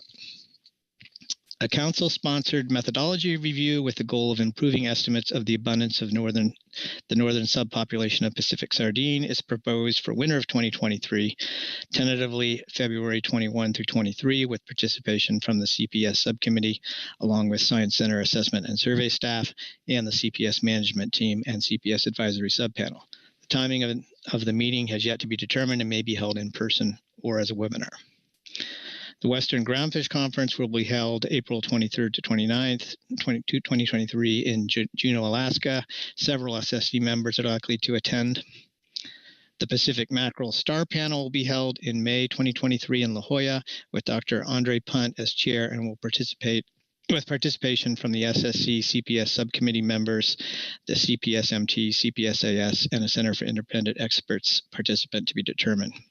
The SSC recommends holding a methodology review of the sablefish trip limit model in spring of 2023 as a webinar to be chaired by Dr. Cameron Spear with participation by SSC Economics Groundfish subcommittee members, Economics and Groundfish subcommittee members, as well as the GMT and GAP. The SSC will participate in 3 star panels for the groundfish assessments in June and July of 2023 with participation from the SSC, GMT, and GAP. Groundfish Star Panel 1 for copper rockfish in California, short spine thorny heads, and Rex sole will be held June 5th through 9th, 2023 in Seattle with Dr. Jason Schaffler as chair. Groundfish Star Panel 2 for black rockfish will be held July 10th through the 14th of 2023 in Santa Cruz with Dr. John Budrick as chair. And Groundfish Star Panel 3 for petrale sole and canary rockfish will be held July 24th to 28th, 2023 in Seattle with Dr. John Field as chair. The SSC recommends holding an SSC Groundfish Subcommittee meeting to prepare specs recommendations in August of 2023 with a location to be determined if an in-person meeting is preferred. The SSC recommends holding the SSC Ecosystem-Based Management Subcommittee meeting in September of 2023 with the CCIEA team. The EWG and the EAS are also invited to this meeting. The date and location are yet to be determined. The SSC will participate in the Groundfish Mop-Up Panel if needed, September 25th through 29th, 2023 at a place to be determined. The SSC recommends holding a salmon methodology review in October 2023 with participation from the SSC Salmon Committee, the Salmon Technical Team, and the Model Evaluation Group at a time and place to be determined. The SSC recommends participation of the next Sablefish MSC workshop in 2024 at a time and place to be determined with participation from SSC Groundfish Subcommittee, the GMT, and the GAP. And finally, the SSC proposes holding a workshop to develop alternative harvest control rules for spiny dogfish in 2024 at a time and place to be determined. That concludes the SSC report. I'd be happy to take questions.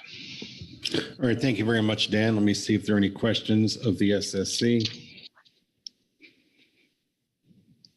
I'm not seeing any. Thank you very much. Thank you.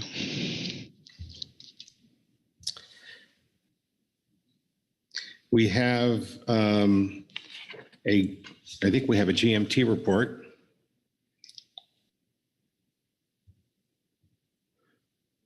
I don't know who's providing it, but whomever it is may speak up. Oh, welcome in the room. Good morning, Chair Korelnik, council members. My name is Katie Pearson for the record, and I will be reading Supplemental GMT Report 1 on future council meeting agenda and workload planning. The Groundfish Management Team reviewed the draft year at a glance and the draft Pacific Fishery Management Council meeting agendas for March 2023 and April 2023 contained in the advanced briefing book and discussed progress on ongoing groundfish items. Below are some thoughts for consideration. Communication with the GMT. Several times in the last year, it has come to the GMT's attention that other advisory bodies have expectations for the GMT, specifically in regards to participation in meetings/workshops and/or completing work. that have not been communicated effectively or clearly to the team through the council process. One example is the inconsistent communication in preparation for or cancellation of the SSC workshops. Agendas are developed with little to no input from those who will be tasked with presenting, and communication is not directed to the GMT leadership team, the GMT staff officer, chair, and vice chair, to share with the whole team. In the future, we ask for a clearer, consistent line of communication when the GMT is asked to take on additional work or expected to be in attendance. In addition, the council should also be made aware of these additional tasks and work that is being requested of the GMT so that it can consider the team's overall workload and tasks. March agenda. The GMT agrees with the proposed council schedule, which includes the GMT meeting in person and beginning on Saturday, March 4th, or a day ahead of council. The team finds it valuable to meet for a full day before the council convenes to front load work for the week and to be able to engage with council staff and council members before a full session demands their attention. April agenda. The GMT had discussed on the April agenda or had discussion on the April agenda based upon the agenda in the advanced briefing book. So I'm going to be modifying. So given the new draft April agenda that posted last night, our statement can be amended to state that the GMT agrees with the gap that being virtual in April is appropriate in light of the recent action on the the gear switching item. Meeting in person versus virtual. The GMT understands that the council budget precludes all advisory bodies attending all meetings in person. When determining if groundfish advisory bodies are going to be virtual or in person, specific agenda items may determine which format is more appropriate. The GMT believes meetings focused on routine agenda items can be held virtually. However, complex items that would benefit from in-person communication and coordination between the GMT, GAP, and/or SSC should only be scheduled for meetings if the groundfish advisory bodies are in person. Examples of complex items that require in-person communication and coordination are approval of stock assessments, biennial harvest specifications and management measures, and stock definitions.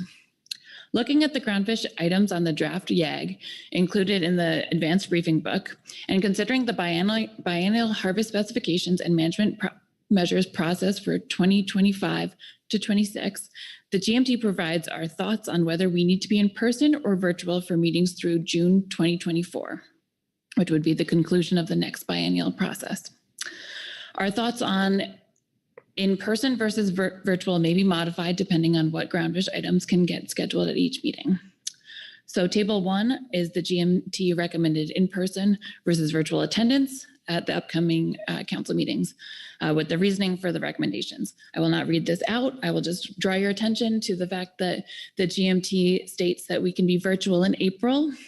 We prefer to be in person, but can live with virtual in September of 2023. And we can be virtual in March of 2024. Due to the large amount of flux that may be happening during this workload conversation, the GMT did not provide a GMT YAG but will plan on doing so at the next council meeting. However, the GMT notes that the council has yet to schedule phase 2 of the stock definitions agenda items anytime next year. Over winter and continuing work, members of the GMT will be participating in a number of ancillary meetings outside of the council meetings and GMT work sessions over the next several months, both as members of the GMT and part of their other duties. A non-comprehensive list is shown in table 2 below. And I will not read this out, but if you have any questions, I'm happy to answer them. All right, thank you for the report. Questions, Jessica Watson? Thank you, Mr. Chair. Thanks, Ms. Pearson, for the report. I noticed in the March, you acknowledged that the GMT will be meeting a day before council session. But then in April, there's a note in the report stating that the GMT is not currently scheduled to meet one day prior to the council meeting begins, which is typical, and that you're promoting to be in virtual in April.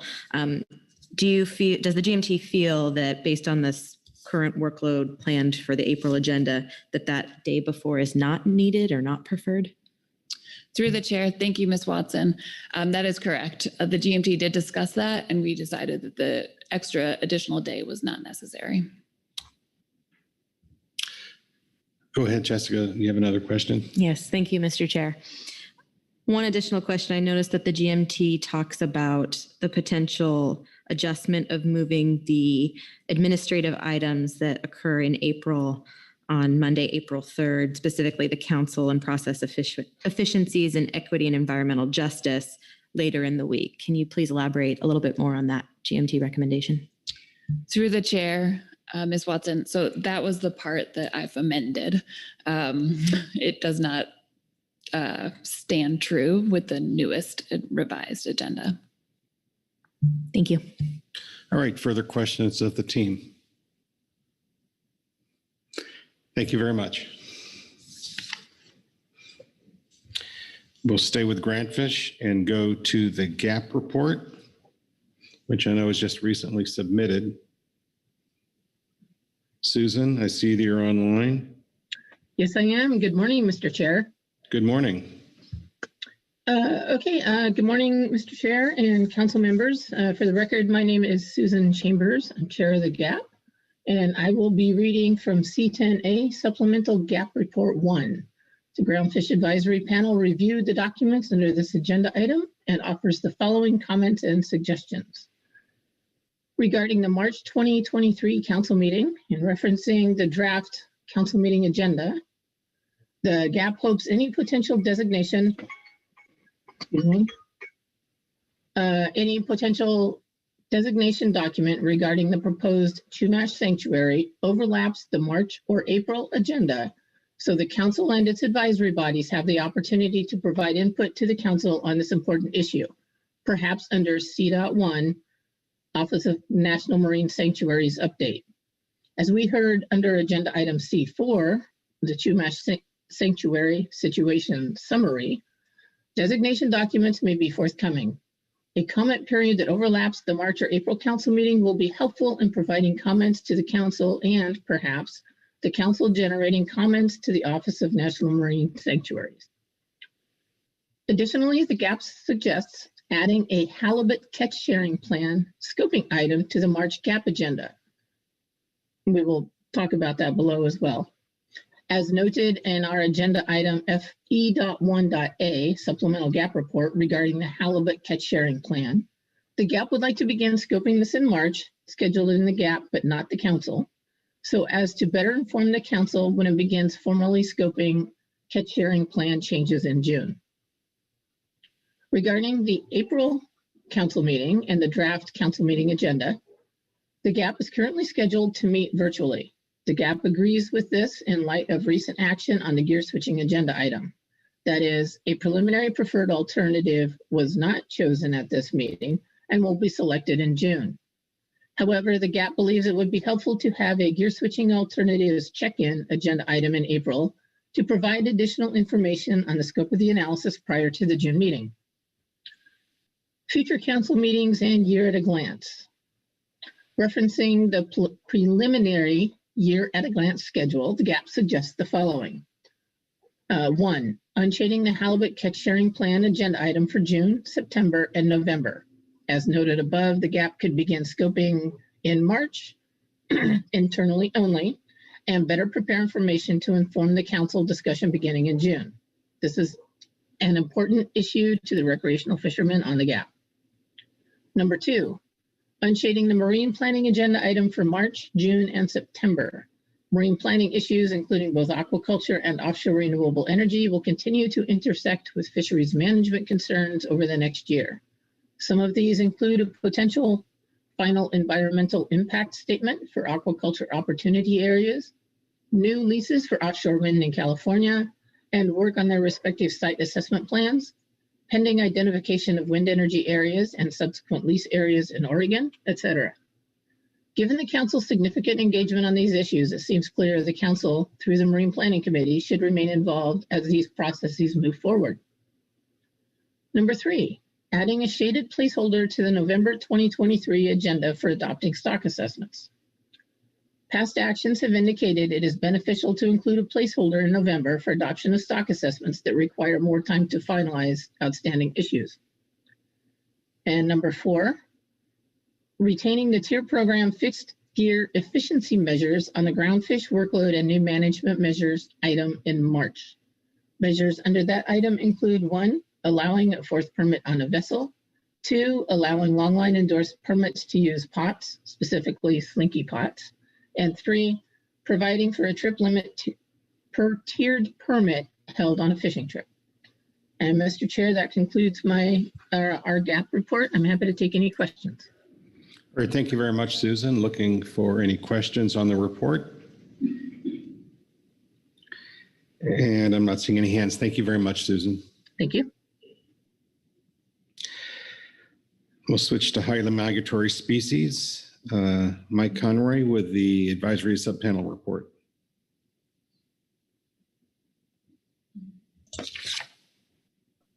Oh, sorry about that, Mr. Chair. I had problems getting my mic unmuted. Mike Conroy on behalf of the Highly Migratory Species Advisory Subpanel, and I'll be reading in our relatively short statement on this item.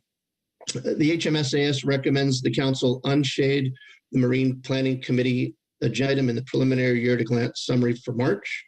We expect the March meeting to overlap with public comment opportunities on draft wind energy areas off the Oregon coast.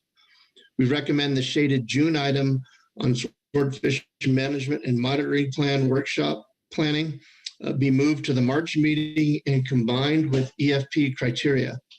We also recommend a webinar be convened prior to the March meeting to facilitate the council discussion on these topics. Last September, the council did not take action on a number of EFPs which were before it. We recommend the council take up the peer EFP application and consider approving it during the March meeting. This would provide the opportunity for that EFP applicant to fish the gear in areas outside the area which will be covered by the limited entry deep set buoy gear fishery.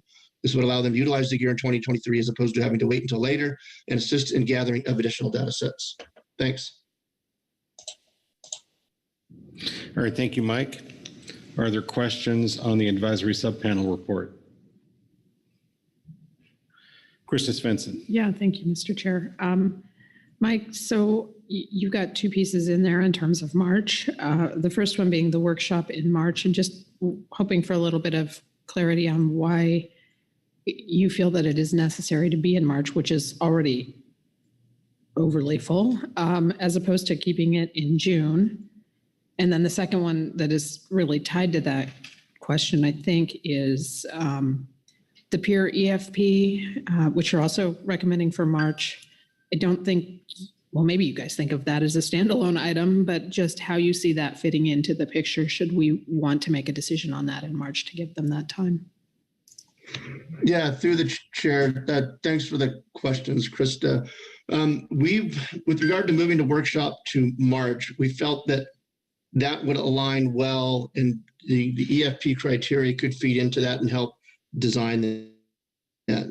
Rather than having those scheduled at two different meetings, if we combine those, there might be some synergistic opportunities, kind of to, two kill birds with one stone type of thing, if you will.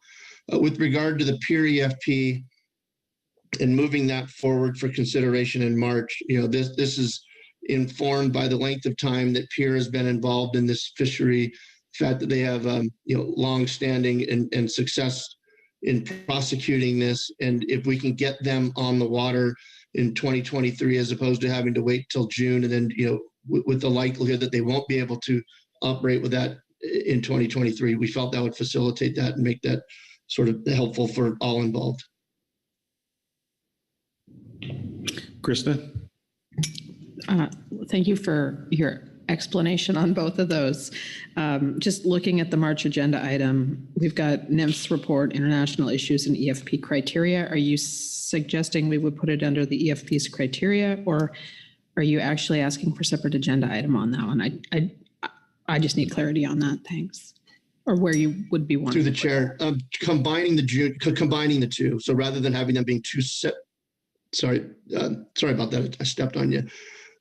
Through the chair, combining those two into one agenda item, so they would not be two separate agenda items, but maybe it would be like, SMMP/EFP criteria, as that would seem to fall under the umbrella of the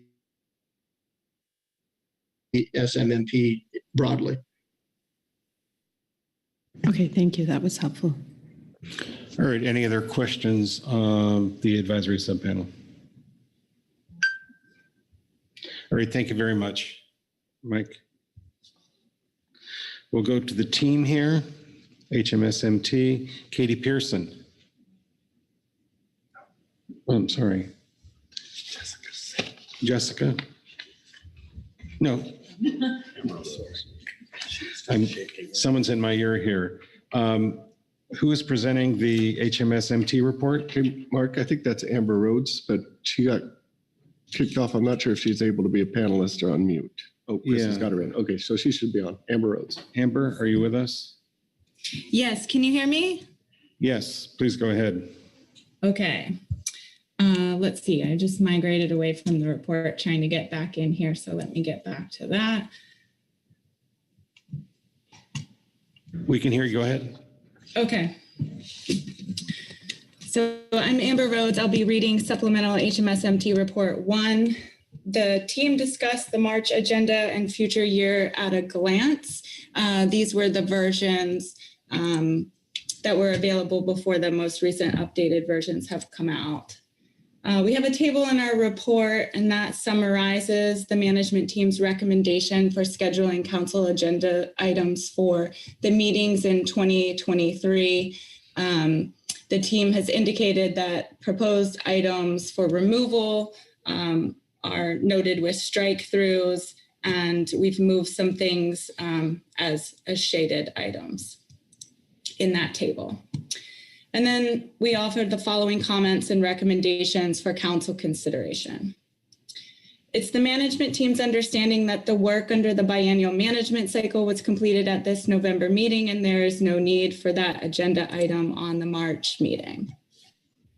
With respect to council action to the team to consider criteria in March for modified DeepSet buoy gear applications, the team recommends postponing that work until after authorized DeepSet buoy gear permits have been issued. We're referencing here at least the first batch of the limited entry permits. Looking ahead to June, the team requests that the council postpone consideration of additional standard and linked DeepSet buoy gear exempted fishing permits as they're proposed for authorization, and until after authorization occurs and the related permits are issued. However, the council could still entertain EFP application for other activities in the 2023 year. The team requests that the council consider rescheduling hard caps until after the March meeting to allow for development of the additional analyses requested by the council at this November meeting, and to allow for implementation of DeepSet buoy gear authorization. The team notes that due to the workload associated with completing analyses and reports for discussion of final action on hard caps, there was insufficient time to also discuss the swordfish management and monitoring plan and associated workshop planning at this November meeting, as the council had requested in September. The team requests that the council prioritize either hard caps or the SMMP workshop and not seek to schedule both for the same meeting. This is due to the complexity of both hard caps and the SMMP agenda items, and recognition for the team's workload in preparing for the council's essential fish habitat review, which is slated for next fall. The team also discussed the relationship between the hard cap and SMMP agenda items and whether council workshop planning and consideration of SMMP goals and future criteria and performance metrics may be helpful to the team's task under hard caps. The team requests an in-person meeting for the discussion of either of these agenda topics. The team suggests postponing the biennial management cycle agenda items slated for the November 2023 meeting, as those are typically taken up in even years. And then finally, depending on the council's final version of the March 2023 meeting, the team may request to schedule an interim meeting in January 2023 to prepare. And that's all for the team report. All right, thank you very much, Amber. Are there any questions on the team report?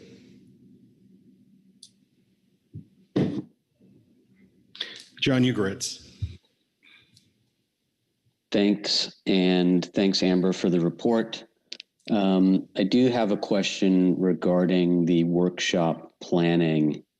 It seems like the management team's anticipating a significant workload surrounding that item. And at the last meeting, when we discussed the item on the floor, both I and other council members made it clear that we anticipated the item would be scoping in nature, and that the only input we were requesting from the team was suggestions on potential topics for the agenda.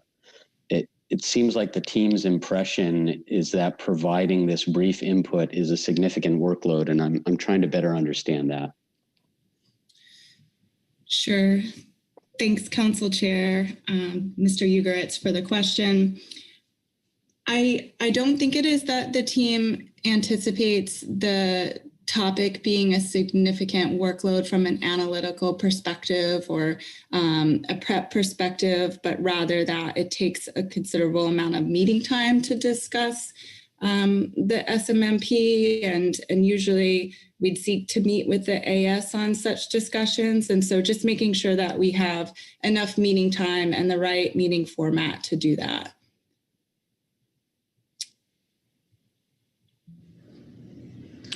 John? Yeah, thanks, Amber. I think I'll actually take this up under discussion because that's not what the council was anticipating in terms of what the team or the AS would do for this item. All right, thank you. Any further questions of the team? All right, thank you very much, Amber. Thank you. Habitat Committee, Corey Green. Can you hear me? You bet. Thanks, Mr. Chair and members of the council. I'll be reading agenda item C10A, Habitat Committee report on future meeting agenda and workload planning. The Habitat Committee discussed future meeting and workload planning, noting that the HC is tentatively scheduled to meet in person in March 2023 and online in April 2023. The HC would like to better understand the factors that determine whether the HC is to meet online or to meet in person in order to help the decision-making process. The HC would like to meet in person when there are essential fish habitat or other important habitat-related issues on the agenda and significant opportunities to interact with other advisory bodies. We also request the ability to continue to have online hybrid meeting options for our members who cannot attend in person due to health or other valid reasons. Thank you. All right, thank you, Corey. Are there questions on the Habitat Committee report?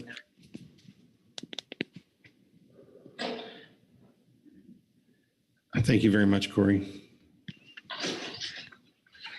And last but certainly not least, we have the CPS management team, Kirk Lynn. Thank you, Mr. Chair, council members. Good morning. I'll be reading from Supplemental CPSMT Report 1.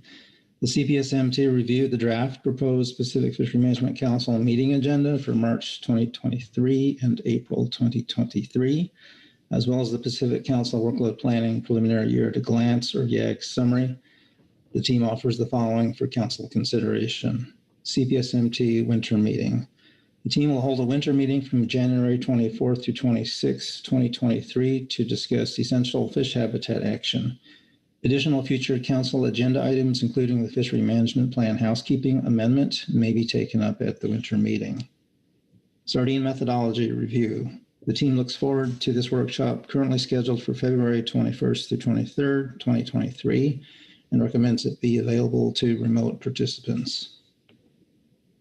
March 2023 webinar.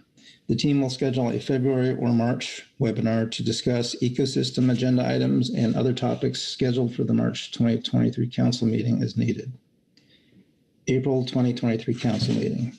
The team recommends the CPS EFH range of alternatives, preliminary preferred alternative agenda item be unshaded, and you know that has been done. The team notes that the FMP housekeeping amendment is not currently included as an agenda item for future meetings in the YAG and recommends it be scheduled for the April 2023 council meeting. And this has also been done. The team recommends renaming the April 2023 agenda item Sardine Assessment and Management Measures to Sardine Research and Management Measures, given the current schedule of a research workshop in November 2022 and methodology review in February of 2023. No Pacific starting stock assessment is planned for 2023. The team may require a webinar prior to the April meeting. Hybrid meeting format. Council staff provided a link for CPS portions of the Scientific and Statistical Committee discussions at this meeting to allow team members not attending in person to remotely join the SSC meeting. Unfortunately, the hybrid format presented significant challenges in that it was difficult or impossible to hear all the dialogue and thus follow the discussion. As the council considers utilizing the hybrid format in advisory body meetings as part of its meeting and process efficiencies discussion, improvements in technology and or process will be necessary for successful implementation of hybrid meetings on an ongoing basis. COP9 revisions. The team recommends changes be made to Council Operating Procedure 9 as described in Agenda Item I-5A, Supplemental CPSMT Report 1 at a near future council meeting. And that concludes our report. Okay, thank you, Kirk. Questions for Kirk on the CPS management team report? Okay, not seeing any. Thanks, Kirk. Now we'll go to public comment. I believe we have 4 people that signed up.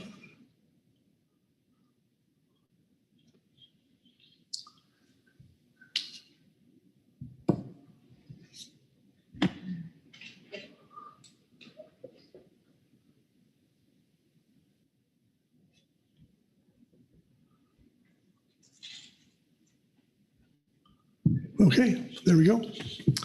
All right, go first Tim Clausen, followed by Teresa Labriola. Tim? Can you hear me okay? We can. All right. My name is Tim Clausen, and I represent the Golden Gate Fishermen's Association. This year, California recreational fishermen caught the 38,000-pound California share of Pacific halibut by the first week of August. In contrast, the November 1st report by the IPHC showed that over 200,000 pounds of halibut in Area 2A still remained uncaught. A modest increase in the California share would provide more opportunity for charter and sport anglers and increase economic benefits for local businesses like motels, restaurants, tackle shops, and marinas. It would also take pressure off of constrained rockfish stocks like quillback, copper, and yelloweye. While we believe in the benefits of a stable and consistent catch share plan, we also believe that an occasional minor adjustment may be necessary to fully utilize the fishery to the benefit of everyone.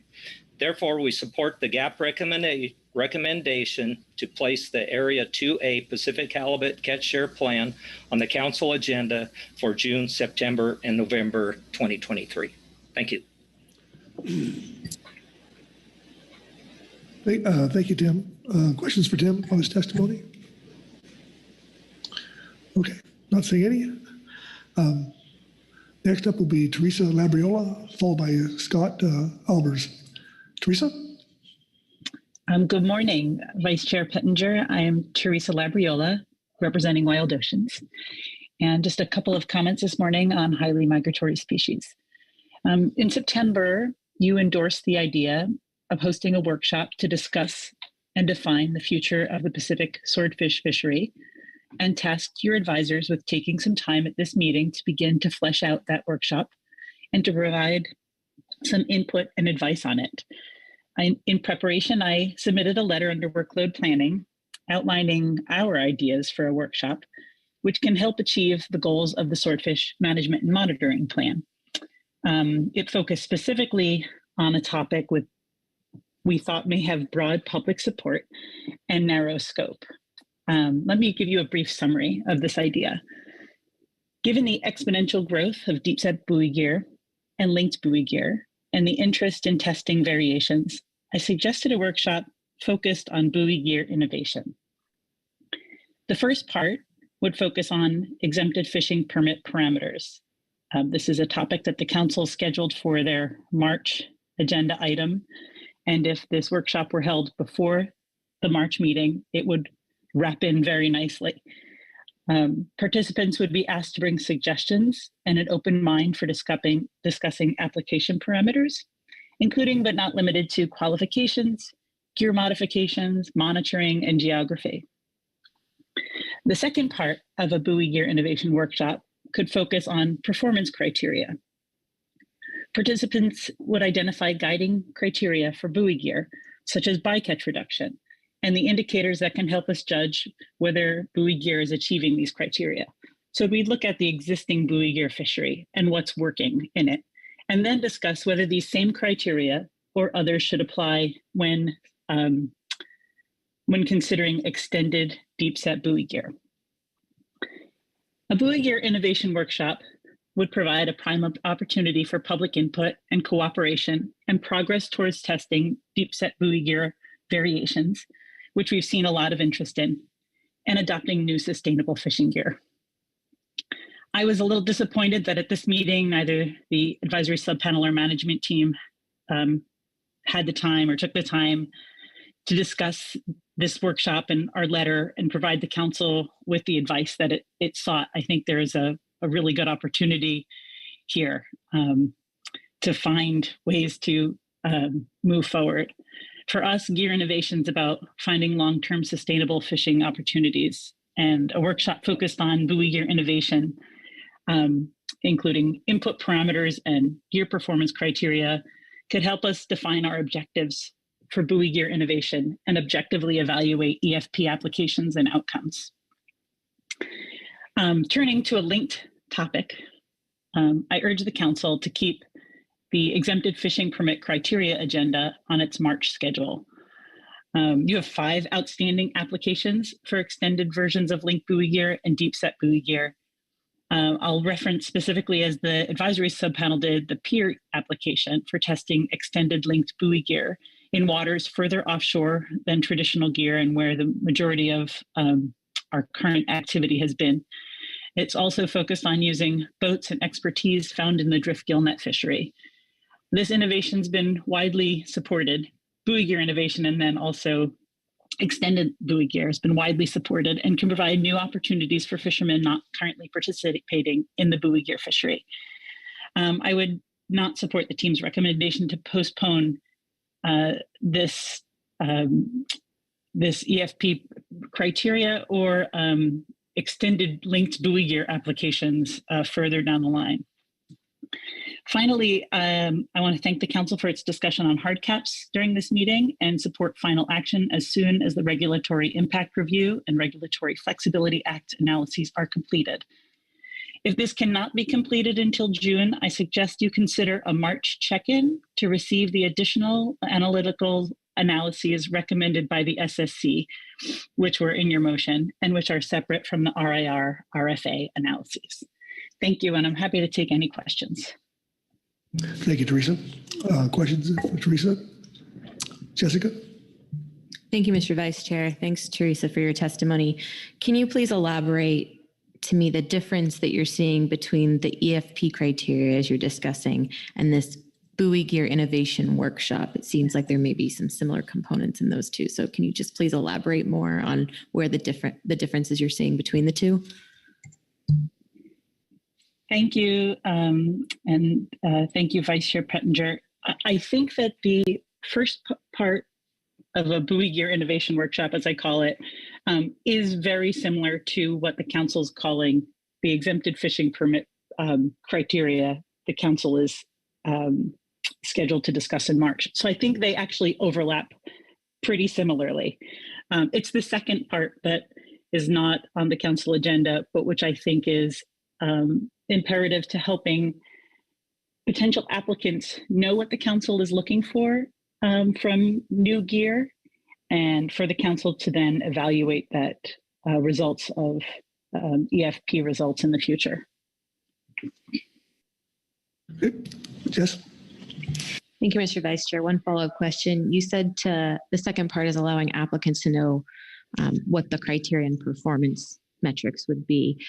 But are you only then, in the context of this, talking about buoy gear applicants and not other EFP applicants that are outside of that buoy gear? Thank you, and thank you, Vice Chair Pettinger. I propose this workshop focus specifically on buoy gear innovation, looking at the 5 exempted fishing permit applications we have for extending traditional buoy gear to 15 buoys, and then the pier application extended linked buoy gear. We have in front of us applicants who are interested in testing variations on linked buoy gear. There's a lot of support for the testing of linked buoy gear and iterations of that. So my suggestion is that this workshop focus on innovations of buoy gear and setting input parameters and performance criteria for that. I think potentially, if done, that this workshop could then be used in the future to for other fisheries who are looking at EFPs or other gear. But I thought this was a good starting point given the interest in fishing iterations of buoy gear and the broad support for it from the public. Thank you. Okay. Thanks, Jessica. Further questions for Teresa? Okay, not seeing any. Thank you, Teresa. Next up is Scott Albers, and followed by Heather Mann. Scott? Yes, good morning. Can you hear me? We can. Great. Well, I appreciate the opportunity. Good morning, Council Chair and members. My name is Scott Albers, a fishery biologist with PEER, and I wanted to speak on behalf of PEER and the cooperative fishers that have agreed to participate in our proposed EFP. I realize the council agenda remains stacked with important agenda items for March and June. However, I would like to put forth that the council continue to prioritize and expedite EFPs that have a high likelihood to enhance the research priorities and criteria outlined by both the council members, HMS, MT, and AS. And the pending PEER EFP has approved funding to support research and commercial trials that collect necessary catch data for areas outside the primary geographic region currently targeted by existing deep set EFP vessels off Southern California. The submitted PEER EFP incorporates 3 DGN fishers with 30 plus years of swordfish fishery experience that continue to be restricted in their fishery under the threat of hard caps and risk of displacement from future fishing activities along the West Coast. Therefore, we encourage the council to reconsider evaluating the submitted PEER EFP at the March council meeting in the event that it meets the criteria specified under the EFP criteria agenda item to allow for initial data collection during the 2023 fishing season, as suggested by Mike Conroy and the HMSAS. The proposed PEER EFP was well received at the September council meeting and directly addresses primary goals of the Swordfish Management Plan, PFMC priorities, and MSA objectives to provide additional domestic opportunities for displaced fishers while minimizing bycatch, utilize sustainable practices to increase domestic harvest of a healthy resource that provides the public with a stable supply of high-quality seafood, inform managers and new and relevant fishery data within data-limited geographical regions outside of the existing deep-set buoy gear limited entry areas within the Southern California Bight, expand upon low bycatch gear configurations with the reduced probability for gear loss or interaction with protected species, incorporate multiple bycatch mitigation features and further integrate fishery accountability measures into gear configurations in the unlikely event of a protected species interaction. By rapidly descending baited hooks below 100 meters to avoid non-target interactions through vertical segregation of targeted catch, using strike indication to minimize the impacts to an incidental catch, actively monitoring and tending gear, as well as utilizing heavy weights to maintain taut vertical monofilament mainline and minimize marine mammal entanglement risk. Expediting hook descent rates with the hydraulic line setter, introducing marked monofilament to identify gear in the unlikely event of a marine mammal entanglement event, utilizing a maximum monofilament mainline diameter of 3.2 millimeters that will break in the unlikely event of an entanglement event, and integrating satellite tracking buoys and locator flags affixed with strobes and radar reflectors to prevent gear loss, as well as incorporating 100% observer coverage, either physical or EM. This gear configuration is already shown to have viable swordfish catch rates, along with minimal bycatch rates. And therefore, we look forward to the opportunity to trial this gear outside of the specified current EFP area. Thank you again for your consideration, and I'd be happy to address any questions. Thank you, Scott. Questions for Scott? Okay, not seeing any. Thank you. And finally, Heather Mann. Good morning, Vice Chair Pettinger, council members. My name is Heather Mann. I am here on behalf of the Midwater Trawlers Cooperative.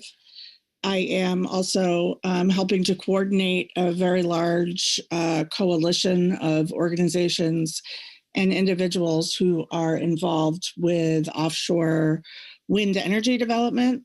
And I just briefly want to lend my support to the GAP statement, and in particular, continue to support unshading the Marine Planning Committee and the recommendations there that came from the GAP. I think it's more important than ever that the council stay very engaged on this project or in this area, and partly even more urgent to do so based on what we heard from Ms. Coit and others from NIMS yesterday about the challenges with workload and funding and ability to be fully engaged. And so we have made some great strides in the state of Oregon's process, or the BOEM process off the state of Oregon. The fruits of that still, though, remain to be seen, and having the council as a trusted third-party arbitrator of or provider of fisheries information and knowledge is just critically important. So to sum it up, I support the GAP statement, and in particular, the recommendations around marine planning, and I'm happy to answer any questions, Mr. Vice Chairman. Thank you. Thank you, Heather. Questions for Heather? Okay, I'm not seeing anybody. Thanks. You bet. Thank you. Okay, that'll finish this public comment and takes us to council's action of streamlining or finishing up the agendas for March and April. So I'd open the floor for discussion.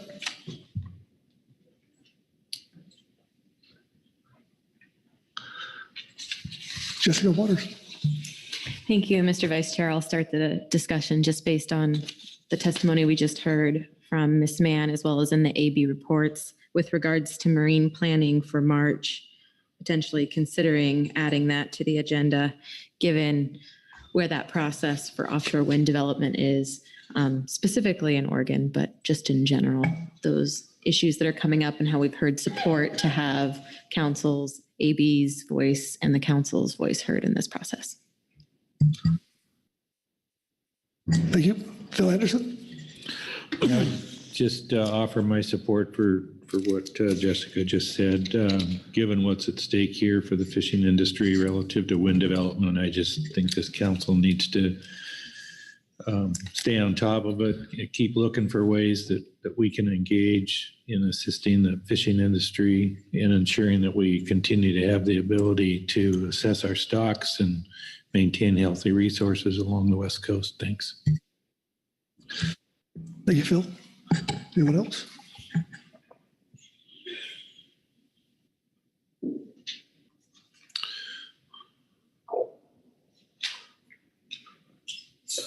Executive Director Bird. Yes, thank you, Mr. Vice Chairman. There are several versions of our agendas floating around since we have the advanced agendas and we have the supplemental agendas. And so I do want to make sure that we are all on the same page. This recommendation or guidance rather to include marine planning in March. We do have that on our supplemental March agenda under Thursday, scheduled to C3 for 2.5 hours. I believe that will be a sufficient amount of time, but just want to make sure we're all on the same page about that suggestion, and the staff is on that page with you. Okay. Ryan Wolf. Yeah, thanks. Just before I start, any clarification from you, Mr. Vice Chair, on whether you want comments on March 1st and then go to April, or do you want comments on both now? I'll defer to you, Mary. Yeah, thank you, Mr. Vice Chairman. Thank you, Mr. Wolf, for the question.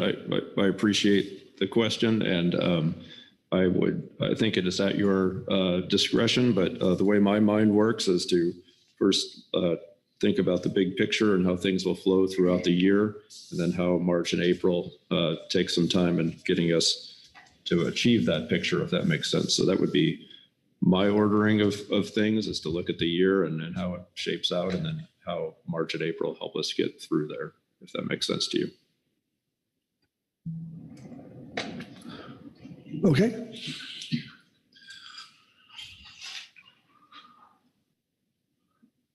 Anybody else? Phil? Oh, I'm not suggesting a change in the wording, but I'm looking at the March agenda as a G5 on Tuesday, electronic monitoring FPA.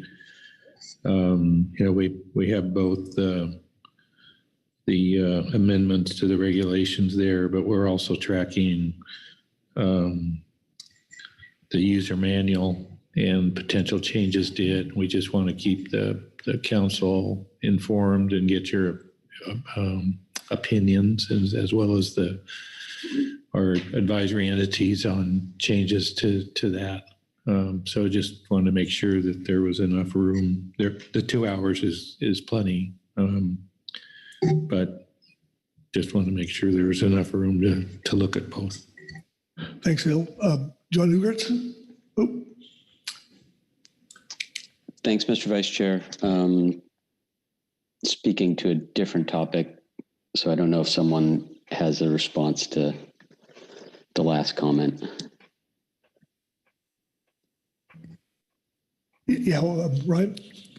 Just to that point, I agree with Phil. I think we can, when we look at the full notice, make sure that it includes not just the FPA on the regulatory changes, but also any additional guidance from the council on changes to the manual or other aspects we'll be discussing. Yeah.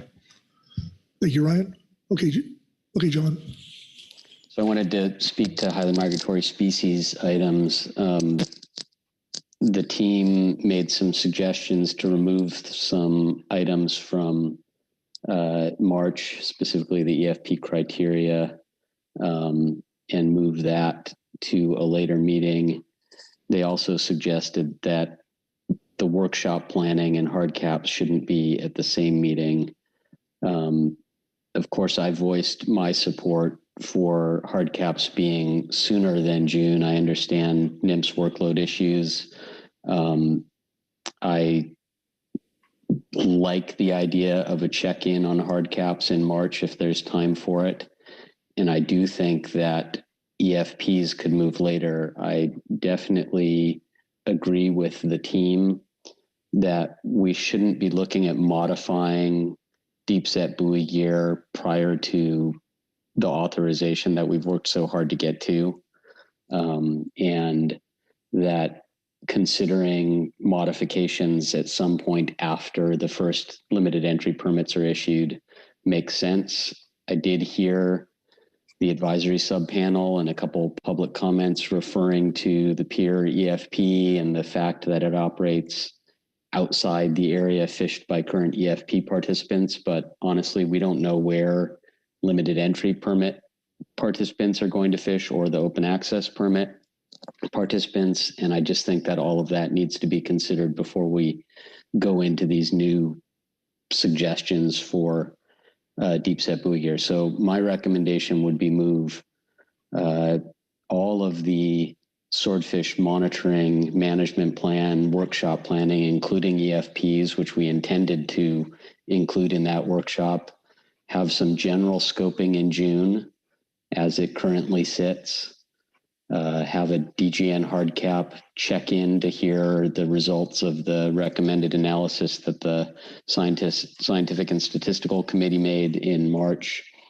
and final decision on hard caps in June, and move forward from there. Okay. Thanks, John.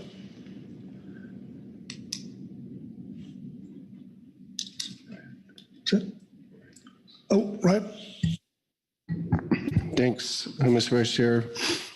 And I completely agree with Mr. Ugatz regarding the EFPs and the criteria. I support what the MT stated there, and just do want to note that I think it is a good matter of practice to not necessarily issue applications for adjustments to that gear type until after the authorization of the gear type actually occurs and permits are issued and that fishery is underway.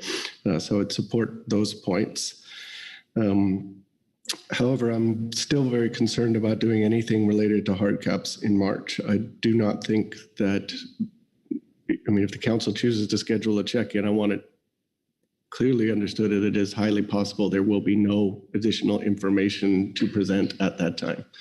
All of our staff will be prioritizing authorizing deep set buoy gear. I won't stand in the way if you put that on the agenda, but I want to be clear that we do not expect to have an update in March at this time. Maybe I'll see if there's any other comments on that. I do, or maybe, since I have the floor, actually, I have a few other quick clarifications that I would like to make. I assume March for agenda item E3, that's the salmon management objectives, that's the place where we would give our NIMS guidance letter. Look towards maybe Executive Director Burden just to confirm that. I think that's all I need is just a little confirm on that here. And then regarding, I only have two minor comments, well, not minor, but two comments on the April agenda. We support the CPS MT's recommendation to change the title of H4 for the reasons they noted. And I wonder if we might, since there is a lot of time available, it looks like on April, if we might want to consider moving up the shaded agenda items for salmon that are in June. Both the SSC and the STT have highlighted the importance of updating the conservation objective, in particular for Sacramento River Falls Chinook. NIMS concurs with that. There is typically not a lot of salmon folks that attend the June meeting. It is a topic of interest to fishermen. So we would support moving those shaded items up from June to April. Thank you. Okay, right. Thank you. Chris Swithin. Yeah, thank you, Mr. Vice Chair. And I guess since we were predominantly on HMS, I'll make a few comments to that. I mean, my first priority is authorizing buoy gear. I think that that will help clarify EFPs in the future. And I certainly don't want to get that mixed up. I also think we've spent a very long time waiting for those to be authorized. So that is important. In terms of the workshop, I agree with Mr. Ugaretz in terms of intent, meaning I didn't think that that was a huge amount of lift in June in terms of picking some topics. And I definitely would not want to see that any later than June. I would actually prefer to have that in March, which is the request from the AS, but I realize that March is very full, and there may be other priorities. But so the two primary for me are just making sure we keep buoy gear on track and that we have that workshop check-in no later than the June meeting. Thank you, Krista. Okay. Merrick? Yes, thank you, Mr. Vice Chairman. There's been a couple of comments on HMS EFPs that sound like they're in concurrence among several council members. I'm not clear if I'm tracking the concurrence correctly, so I want to make sure that I've got that right. One way to interpret some of the comments is that we would not take up EFPs until buoy gear is implemented, and so we would be striking a lot of these EFPs through the latter half of the year. Is that the intent of this discussion? It's not the intent of this discussion. Could I ask someone to clarify for me what the EFP suggestions are? Right. I'll clarify if at least my comments, Mr. Ugertz can speak to some of his ideas that he put forward for June, but I was speaking to what I think are the second and third bullets on the end of page 1 of the HMSMT report. And just concurring with that, so that while the council could continue to have its June and September agenda items, I wanted to be clear that we probably would not be approving from NIMS point EFPs that would exempt people from any additional new EFPs that would exempt people from deep set buoy gear until that is actually authorized and the permits are issued. But that doesn't necessarily mean you have to take those agenda items off. I just wanted to note that. Thanks, Ryan. Yeah, thank you, Mr. Wolf. That clarifies things for me. And John Ugertz has his hand up here. So John? Yeah, thanks. I agree with Ryan. I was speaking towards deep set buoy gear, EFPs that would modify the buoy gear that we are in the action of authorizing at this time. If the council receives other HMS EFP requests prior to June, then I would anticipate we would discuss those, but not buoy gear. Okay. Thank you for that. Further discussion?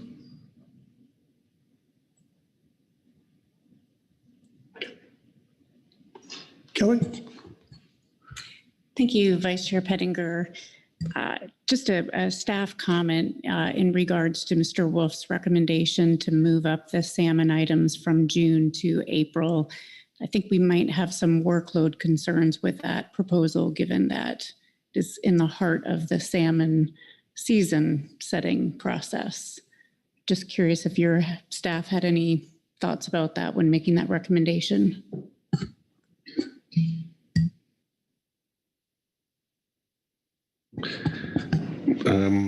No, I haven't. I mean, in my conversations with my staff, they supported at least starting that discussion. I mean, maybe not opposed to keeping some aspect of that in June if that really is a workload issue for council staff.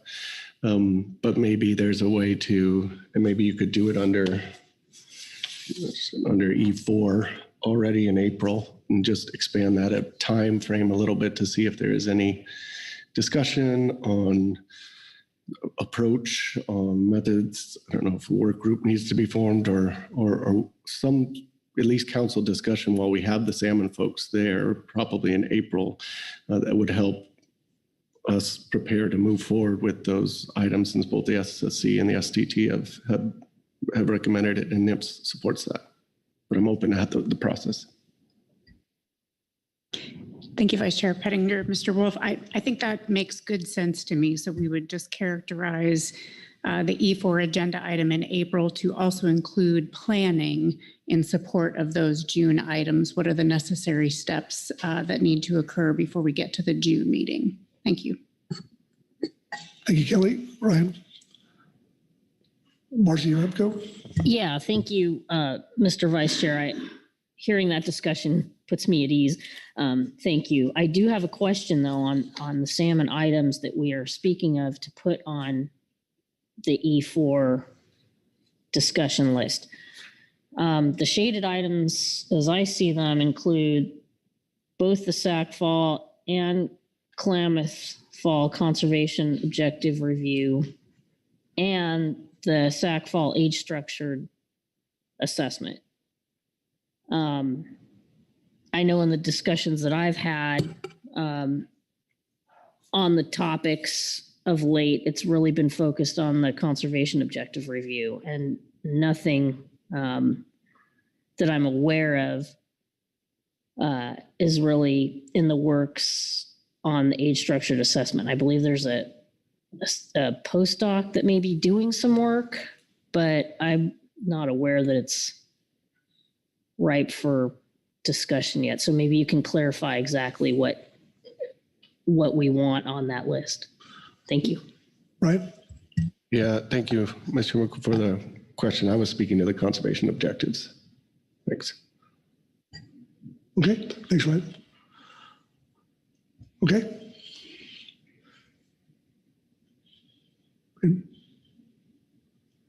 Marcy? Thank you, Mr. Vice Chair. I'm not sure what order we're taking things, but I did want to just echo support for the GAP recommendation to unshade the halibut catch sharing plan items for June, September, and November. Okay. Eric? Yes, thank you, Mr. Vice Chairman. Just looking at our schedule here in June and April. So April, we have not quite a full meeting, although we have shifted a couple of things into April, which have helped to balance things out a bit. There may be a possibility to have some of our staff officers help out with this halibut catch sharing plan before June. And so if it pleases the council, I think we would be able to shift that to April, although I know we're not planning to have the GAP in person at that time. So that's a possibility since we're on that topic. If that's something that you would like to pursue, we think we could support that. Okay. Marcy? Thank you, Mr. Vice Chair. I think I agree in theory that there shouldn't really be a difference between April and June as to when we would start that discussion. And then we would have PPA and FPA in September and November. But I would note that the GAP indicated their intent to begin the discussion in their room first. And I believe they're asking for an item to be added to their, was it March agenda? I'm just thinking about the likelihood of anything really being ready to discuss by April. They're going to kick that discussion off in March. And then I don't know that anything will be ripe enough for us to begin the considerations in April. Heather Hall. Thank you, Vice Chair. I agree with what Marcy just said. And well, backing up, I support unshading the halibut items for June, September, and November. Appreciate the GAPs thinking ahead and wanting to have that on their agenda for March. But just speaking from the state perspective in terms of us being ready to talk about halibut in April, given that the overlap with our stakeholders that are going to be really engaged in salmon in March and April, I think starting that discussion in June I'm more comfortable with that than April, but appreciate the offer and suggestion. Thanks. Thank you, Heather. Jessica? I just want to echo what Heather said. From a state perspective, I think letting the GAP have that time to develop some scoping prior, and then also to allow us time to engage with our fleets. Okay. Kelly Ames. Thank you. Just a word of caution here. I would prefer if the council would consider maintaining the shading for September and November until we understand what comes out of the scoping. So in order for us to be able to unshade and commit to some longer term changes to the halibut fishery, it would be helpful to know what those changes are in order to be able to commit to produce materials to support council action. So if it was okay with the council, I'd recommend unshading June and then holding on until we see what comes out of June before we unshade September and November. Heather? Thank you, Vice Chair, and thank you, Kelly. I think that your suggestion makes sense to me, and it might actually relate to a question I was going to have about the two different halibut items for September and November that look very similar, but I think I understand that now with your explanation. Thank you. Thank you, Heather. Marcy? I think I'm slow on the uptake here. I see the two different types of items that are slated for June versus September, where we're picking up discussions on the directed commercial. But I think I'm not understanding why we would want catch sharing final action in November, because we have to have it effective pretty quickly thereafter. So maybe you can elaborate. Kelly? Thanks, Vice Chair Pettinger. Ms. Urenco, yes, my apologies, because the language is so similar in both of those items, it can be confusing. The shaded items are those larger changes that you have expressed interest in scoping. And those are changes because we are unclear exactly what is envisioned. We're signaling to you that we're not quite sure those could be done for 2024. So we're proposing those to be treated in a separate process from your 2024 catch sharing plan changes and directed commercial fishery recommendations. So that is our recommendation for treating those items as separate. One that is required for 2024, and one that once we define it, we can begin to talk about implementation dates. Thank you, Kelly. Okay.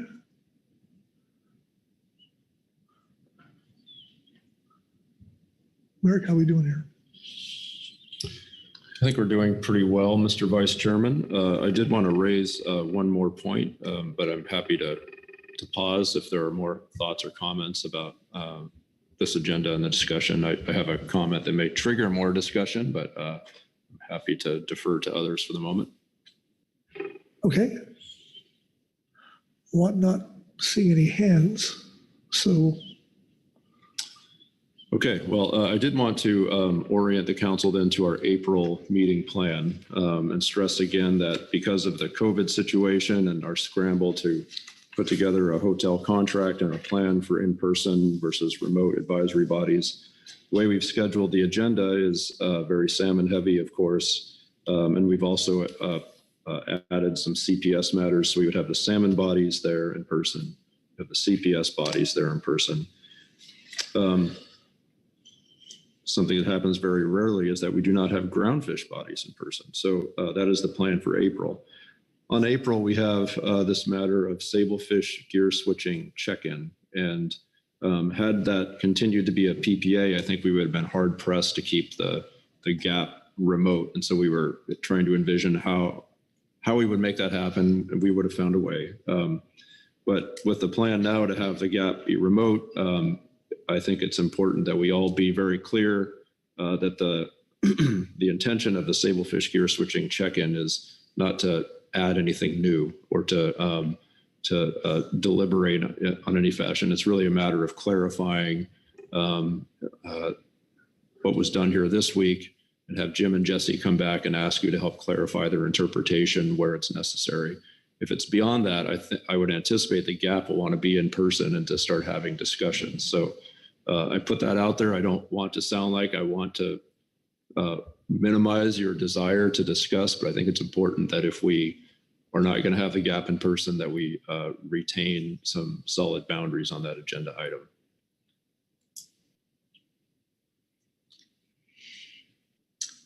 Jessica? Thank you, Mr. Vice Chair. Thank you, Director Burden.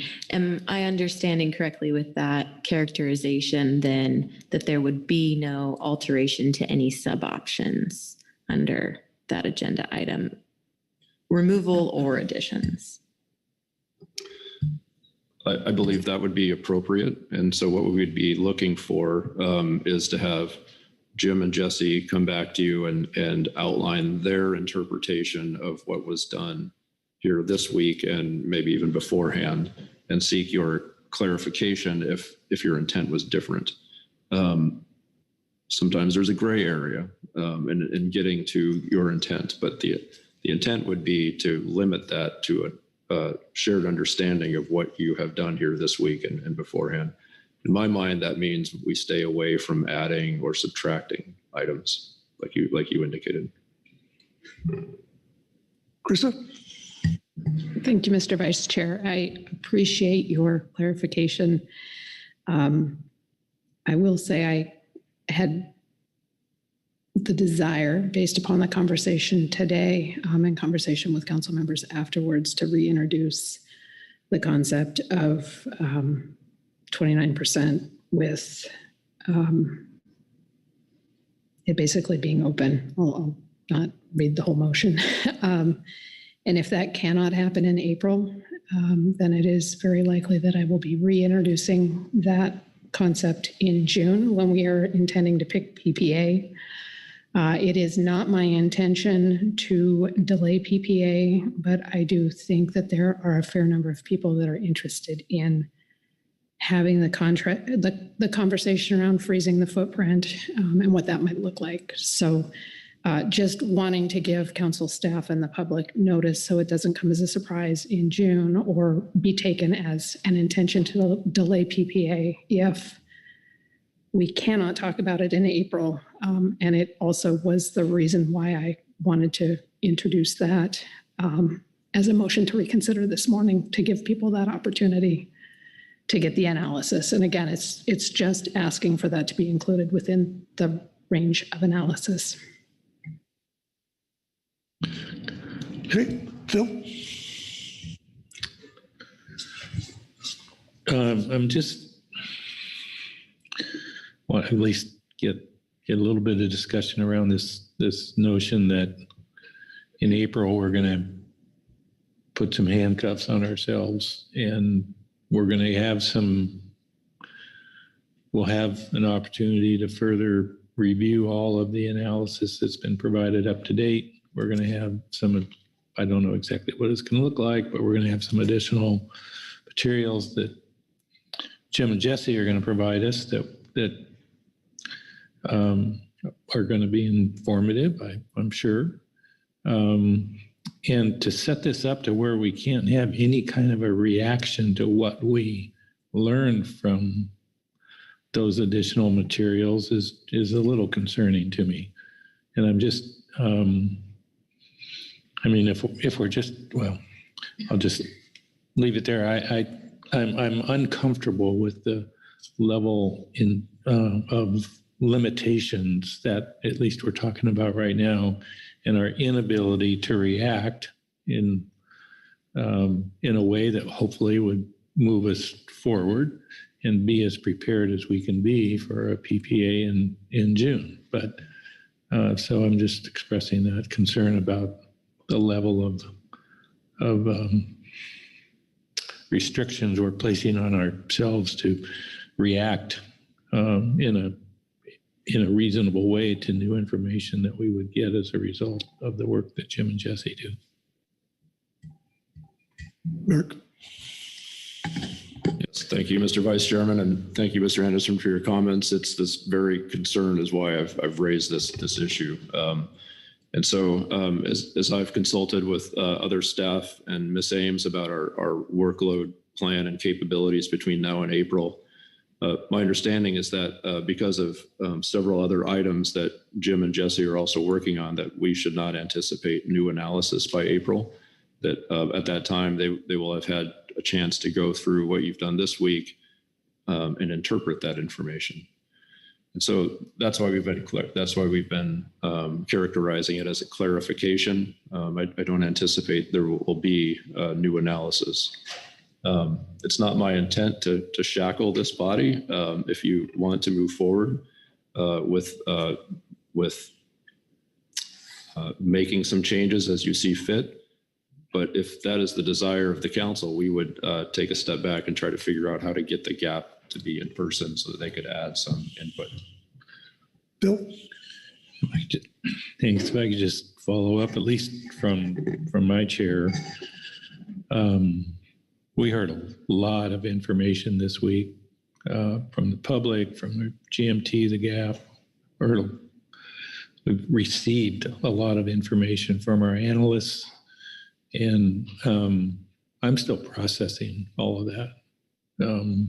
And that may, lead me to some different thinking, some different pathway might be appropriate. And so kind of what I hear, and I'm not accusing you of trying to shackle us, but what I hear is pause your thinking about all this and wait for June. And don't, regardless of what how you may process and evaluate all this information you've received, don't think about coming to April with any suggestions to put on the table. And that's the part that's I'm uncomfortable with. Krista? Yeah, thank you. Based upon your commentary in terms of no new analysis, I guess I'm a little confused and need some clarification. We included 2 new sub-options, one for northern processors and one for co-ops. We also included a new alternative. And so am I hearing that we won't have any analysis done on any of that? We're just going to have a repackaging of the current information we have for the check-in. But yeah, I'll pause there for clarity. Bert?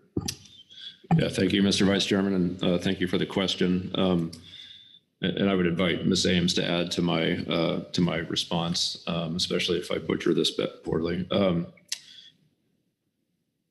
As we come away from council meetings where there are, complex options, complex matters, one of the first things that we do is to take a close look at the council record and gather as staff to try to interpret what this council has done. And then the analysts take a step back and, especially on complex matters like this, try to understand how those things will work in practice. And then after that comes the analysis. So after figuring out how all the nuts and bolts of these rules fit together, then you can go through and do the analysis. So it's that second point that would be the purpose of this April meeting, which is, do we have the nuts and bolts of how these things would unfold correctly? And if so, now we can go do the analysis. Does that help? Yes, so essentially we would just be saying, yes, we agree this is what the nuts and bolts are. That would be the expectation in April. In a nutshell, yes. And some of that is also a reflection on your intent, because sometimes, as I'm sure you're aware, council staff look closely at the record to try to understand what the council's intent is in putting some of those nuts and bolts together. And so it's a thing that cumulatively builds. We look at your intent and what you're trying to do, consider how the mechanics of this policy will work, and then we can analyze the trade-offs and things that help you make a decision. Butch? Thank you, Mr. Vice Chair. And I guess I'll take my run at this confusion a little bit. So through lots of public testimony and fact finding and stuff, we came up with some alternatives that we gave to council staff and for analysis. And so this is where I'm confused. So the analysis comes back. There's something in one of the alternatives or 2 alternatives that we didn't anticipate, so it needs a little fine tuning. That's one way. Or is this going to be open if the analysis is not quite what we thought and we're not doing fine tuning? Then do we come up with another complete set of alternatives and send that out? So I'm guessing, are we, as we get these check-ins, are we fine tuning the alternatives that went before public and all the process and everything, or is there still opportunity? I guess there's always opportunity to go status quo, but is that going to be the plan that we're going to start an alternative from scratch? If I just want to make, I'm for, I think that, unless something is totally comes out of left field, I think the alternatives are down where they probably, might need some. I'm not saying that we didn't do a perfect job, but you never know. What the analysis show might surprise us. I hope not, but might. And so therefore we do some tweaking and that. Is that the kind of process we're in? And when we see this stuff, just a question, sorry if it's more confusing, but. Thank you, Mr. Vice Chairman. I think the hang up might be on the term analysis. And so the way I'm using the term analysis is once we're all clear on what the options actually entail, then we can evaluate what the impacts of the different alternatives are. We don't expect to have an analysis of those impacts by April. Given the complexity of this item and through the history of this item, as long as I've been here, there's been a need to have check-ins for clarification. And that's what we're seeking in April. And again, I don't mean to shackle what this body can do. More, it's a matter of we have certain logistics. Right now, we're not planning to have the gap in person. If it's the desire of this body to have a broader discussion and make more headway than we've anticipated, we want to know that, and we'll find a way to get the gap, or at least the trawl members of the gap in person. We'll find a way to make it work, but that's the clarity we're seeking. And so I do think these two things go in concert, the logistics, of course, and the desire of this council. And so we have some challenges to overcome. And so we're seeking clarity from you all. What is it that you want to do? And right now we have understood that to mean just clarifying. Krista? Corey? Thanks, Mr. Vice Chair. Thanks, Director Burden. This is probably a good conversation, but I'm one slight question or discussion point here is that the GAP is still meeting, and they're meeting for 4 days. They meet at pretty much every meeting that I know of. And plenty of other advisory bodies have been meeting and providing useful advice to the council. So I'm a little bit confused on why we're making the assumption that they would not be able to do the same remotely and that we would have to bring them all to the meeting. Thank you. Yes, thank you, Mr. Vice Chairman, and thank you, Ms. Ridings, for the question. Admittedly, that was our original thinking also, was that a remote meeting of the GAP could probably suffice to provide input for the council if you did want to move forward. We've since heard from GAP members that if it's the intention of this body to make some headway in a policy sense, that they would plan to come in person, regardless of whether they're GAP members or not, because that is an issue that is near and dear to many of them on the commercial side. So knowing that, we thought it was best to make sure the GAP meets, and if they would intend to be here in person, that we should work to accommodate that. Phil?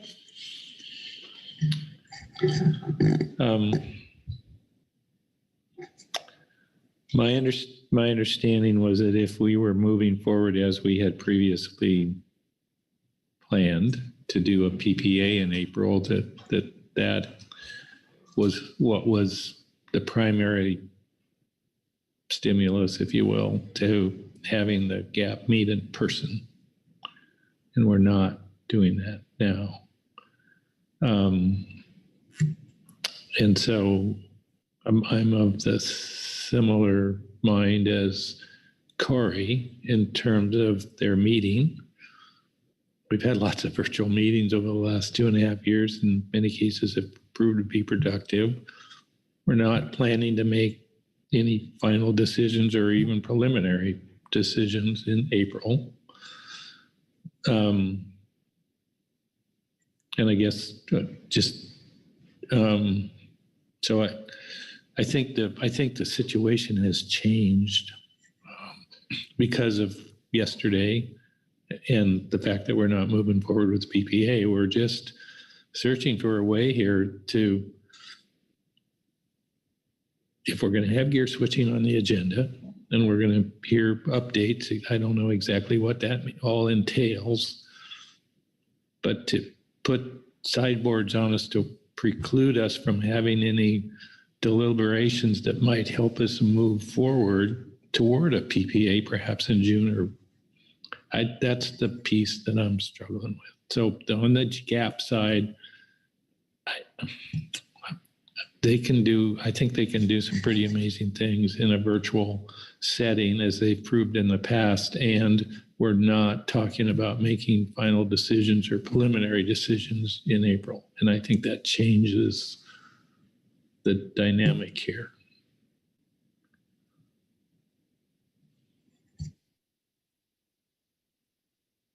Heather? Thank you, Vice Chair, and thank you for this discussion. And Krista, thank you for bringing it up. And I'm just going to go back to the conversation that started this morning, and the appreciation for Krista bringing forward a motion to bring back this discussion and get this new idea, this 29%. It's just very simple and straightforward, shut down when it's reached, to so that it can be discussed by the advisory bodies and the public now. And so it's not a surprise, and it feels like there's just remains some interest in that idea, even though our process this morning didn't approve that motion. And well, for me, it was a bit of a learning. I was sitting in the seat, but learning about abstaining and what that meant when it came to a close vote. And so all I'm saying here is that I think Krista's been very crystal clear about the interest in that motion, and I'm just flagging that so people don't feel surprised if it comes up. And when it comes up, I think this conversation has been really helpful about whether April is that opportunity or not. So I'm just repeating some of what I've heard in this discussion. So thanks. Eric? Yes, thank you, Mr. Vice Chairman, and thank you all. This discussion is helping me also, and as I look at our Deputy Director, I think is helping us all figure out how to navigate this awkward situation we find ourselves in for April. And I think what the Council has discussed here in terms of what you might be looking to do in April has established some of the expectations and clarified. There's always hallway discussions trying to anticipate what the Council is going to do, and I think this discussion has helped that. I would be inclined at this point to move forward and continue to have the GAP meet remotely and not try to limit your discussion in April. I guess I would look at Ms. Ames and see if she knows more than I do about things that have been said in the hallways about whether we could expect a remote GAP meeting with that kind of an agenda item. I think that sounds possible, but Mr. Vice Chairman, I would look at Ms. Ames to add any more color to that commentary. Kelly? Through the Vice Chair, I think this sounds like a good plan moving forward. I guess I would just ask for your permission that over winter, and as we start to see what is shaping up for April, we have the flexibility to decide to bring the GAP in person to the extent we can, based on what we see in the materials getting ready for the meeting. And certainly we'll know more in March and could make that determination at that time. Okay. Krista? Yeah, thank you, Mr. Vice Chair. I have no problem with that. Again, I'll just reiterate my intent in bringing this up for the second time this morning. I don't intend to make a PPA. It really is about having a conversation that there seems to be interest from a number of people about getting this on the floor in a clear and transparent manner, both for the public and for our staff.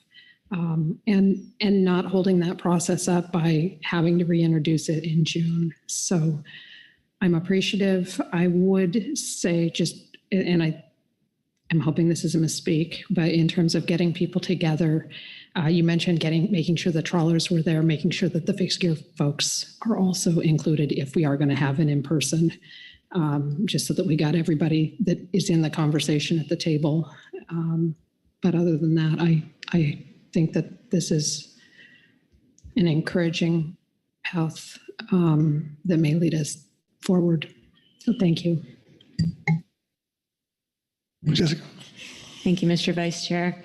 I just want to lend my support to include in April some allowance for alteration to try to make things more effective for June, so we aren't sitting in June in the same place we're sitting today, waiting for more analysis because something's being proposed. I also appreciate the thought process and the flexibility of council staff to consider gap participation as needed, and kind of reach out and see, as long as it's not PPA, does gap participation at this type of check-in refinement stage need to be in person or not, just to keep those costs down. So I'm supportive of exploring those options and also making sure that we have the adjustments needed potentially in April through whichever process that might be of removal or additions to bring us closer in June to making a PPA.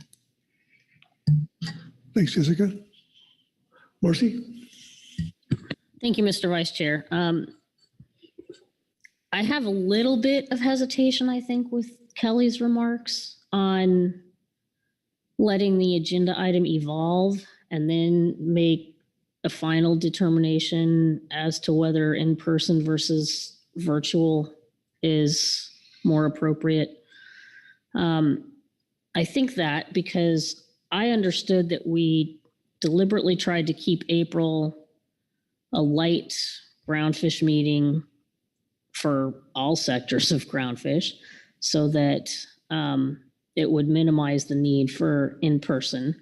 I note that GMT makes a remark that usually when the gap is in person, they're in person too, just so that they have the ability to coordinate more readily.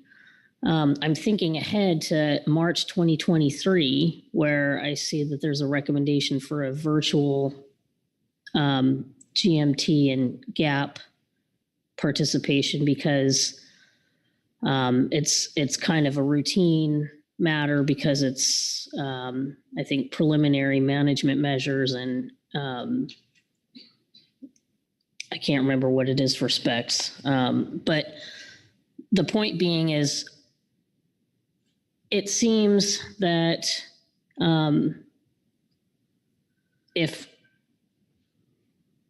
we're thinking about remote versus in person, if the agenda items are going to dictate then, and we're going to maintain that flexibility up until close to the meeting time, and I don't know what close is, it creates, I think, some or less certainty, I guess I would say. So if we're intending to schedule out virtual meetings versus in-person meetings, I think we should make those decisions early and stick to them. Thanks. Kelly? Thanks, Vice Chair. Thanks, Mr. Renko. I appreciate that. I guess the thought that I was having relative to that flexibility was based on some comments I had heard in the hallway that I hadn't fully digested. And that was, if you schedule a remote meeting for the gap and there is this allocation issue on the council's agenda, they might not attend the remote meeting and just simply choose to fly to Foster City to be there to have FaceTime with council members. And that led me some concern about the efficacy and efficiency of a remote meeting. If you hold a meeting and no one comes, it is not an ideal situation. And so I think there is this recognition that even if the council's described action for April is not a PPA and is narrow, there's still great interest in this topic, and having it be an allocation issue, we have heard repeatedly from both management teams and advisory bodies that tough items do better in person. And so that was where my hesitation was and the ask for flexibility. Thank you. Thank you, Kelly.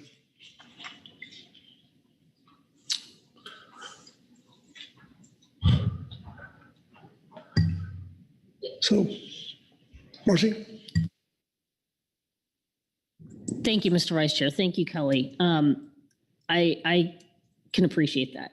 And I guess I would just hope that looking forward, we do the same with other agenda items. I'm thinking ahead to March 2024 and potentially dealing with stock assessment ramifications in the specs and management measures, which can involve allocation decisions and could involve some very, difficult decisions that require in-person discussion. So I can support your approach, acknowledging that I think we'll be needing to do that in other cases as well. Thank you. Thank you, Marcy. Jessica? Thank you, Mr. Vice Chair. This is just a question. I'm not sure if I'm seeing everything has been laid out. But Director Burton, there seems to be some opening potentially in March. And if we're not expecting any additional analysis to come forward, and this is really just a check-in and a discussion, is it, and the GMT and GAP are meeting in person, is that a potential? Just putting it out there. Eric? Thank you, Mr. Vice Chairman. Thank you, Ms. Watson. So if I understand the question correctly, what you are asking is whether we could move a Sable Fish gear switching check-in to March from April. Do I have that right? Yes. Yes, thank you. If I look at the March column on the year at a glance, what we aim to do is have a schedule that's 5.5 days. And at this point, we're looking to add potentially a DGN check-in, although I think that would be dependent on whether there's any analysis. So we're already starting at 5.5 days essentially, and perhaps adding something there. And then moving, I guess I would also point you to the groundfish non-trawl area management FPA that takes up some of the same staff officer time. And so that's where their priorities would be. All of that makes me think that it's probably not the greatest idea to try to move that up to March and to keep that on April. Thank you for that clarification.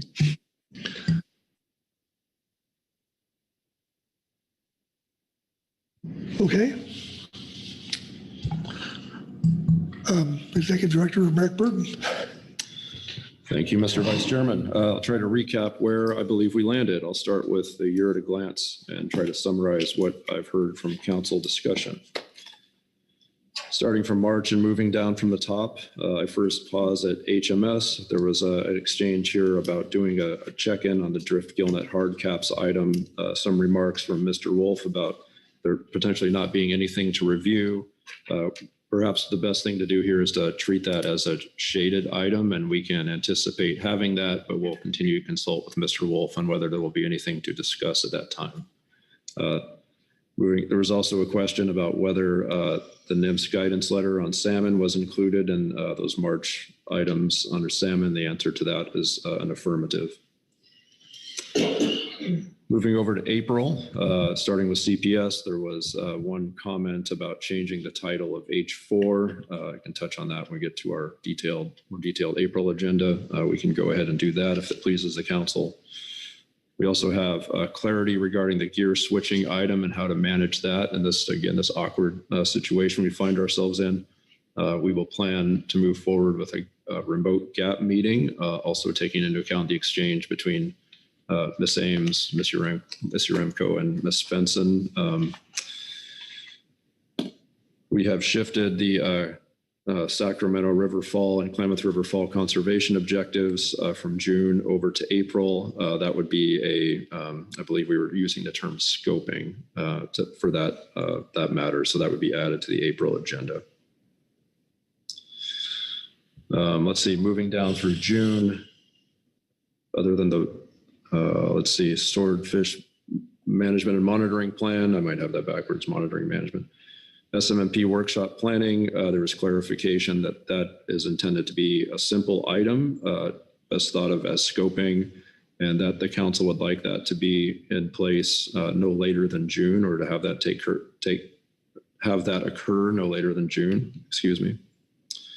And we did have some talk about EFPs under HMS, and in particular, the idea of bringing forward new buoy gear EFPs and the desire to see the current EFPs and implementation of buoy gear through rather than adding new topics. Let's see, as I move through the rest of the year at a glance, I don't have anything of note in September. There was, I don't believe the council really discussed this, but there was a couple of requests that I heard.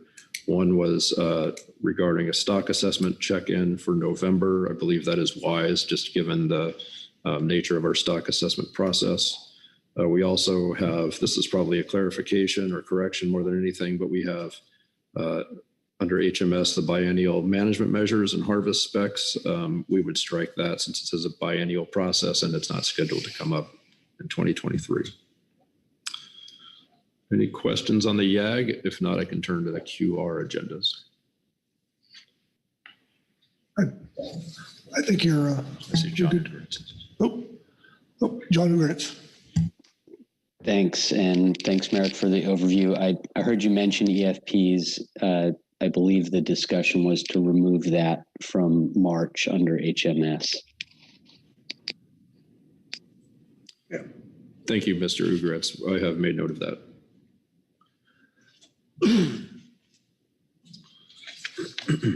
Okay.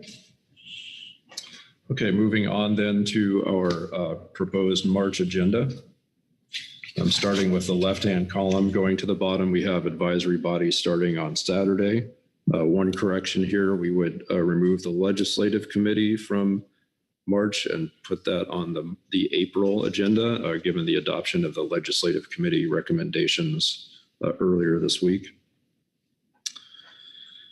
Going down the column for Sunday, again, the items E on Sunday would include the NIMS guidance letter.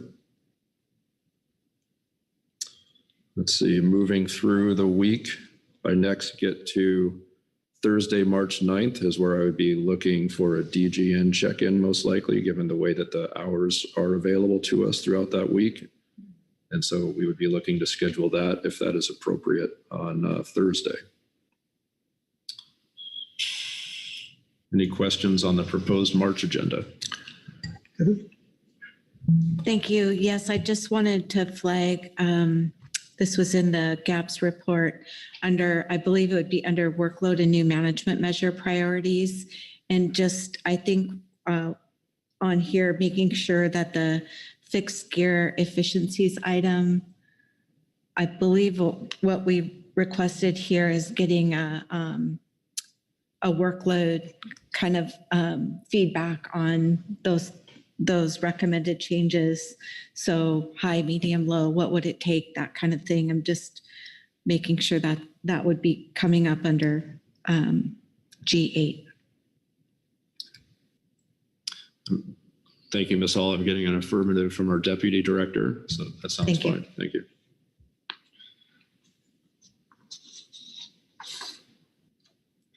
Okay, if there are no other questions on the March quick reference agenda, I'll turn over to the April quick reference agenda.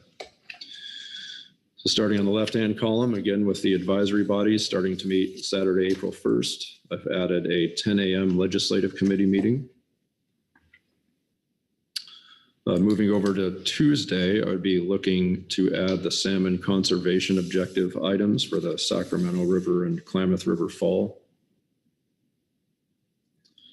There was note on Wednesday to change the title of the H4 item to something contained in the, I can't recall, the CPSAS or CPSMT report, one of the two, but we can make that change if it pleases the council.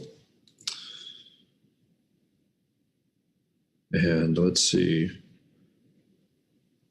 We will retain item G4 with the current title, but I think our earlier discussion has helped us anticipate what that will entail. And I don't have any other changes from the supplemental April quick reference. But happy to take any questions or any comments if I missed something.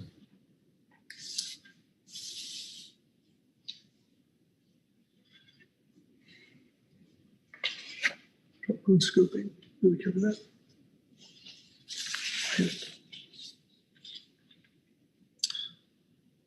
Oh, yes. Thank you, Mr. Vice Chairman. I did neglect to mention this on the year at a glance summary, the SMMT workshop planning scoping.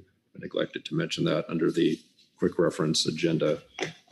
Just eyeing the agenda here, we would look to add that either Tuesday or Wednesday.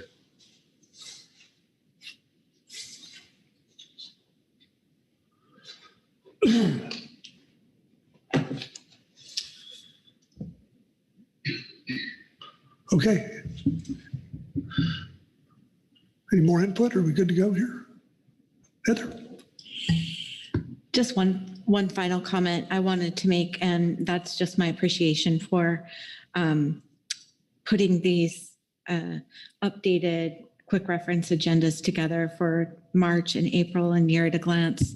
Based on all the discussion this week, we sit down and have these in front of us, and I know there's a lot of work that goes into this, and it's really helpful, and so I just want to recognize that and thank you. Thank you, Heather. America? I would also like to express my thanks to our Deputy Director for working her tail off over the last couple of days to put these together, especially given some of the logistical constraints we have in April. And she's worked very hard to put these together and did a very fine job.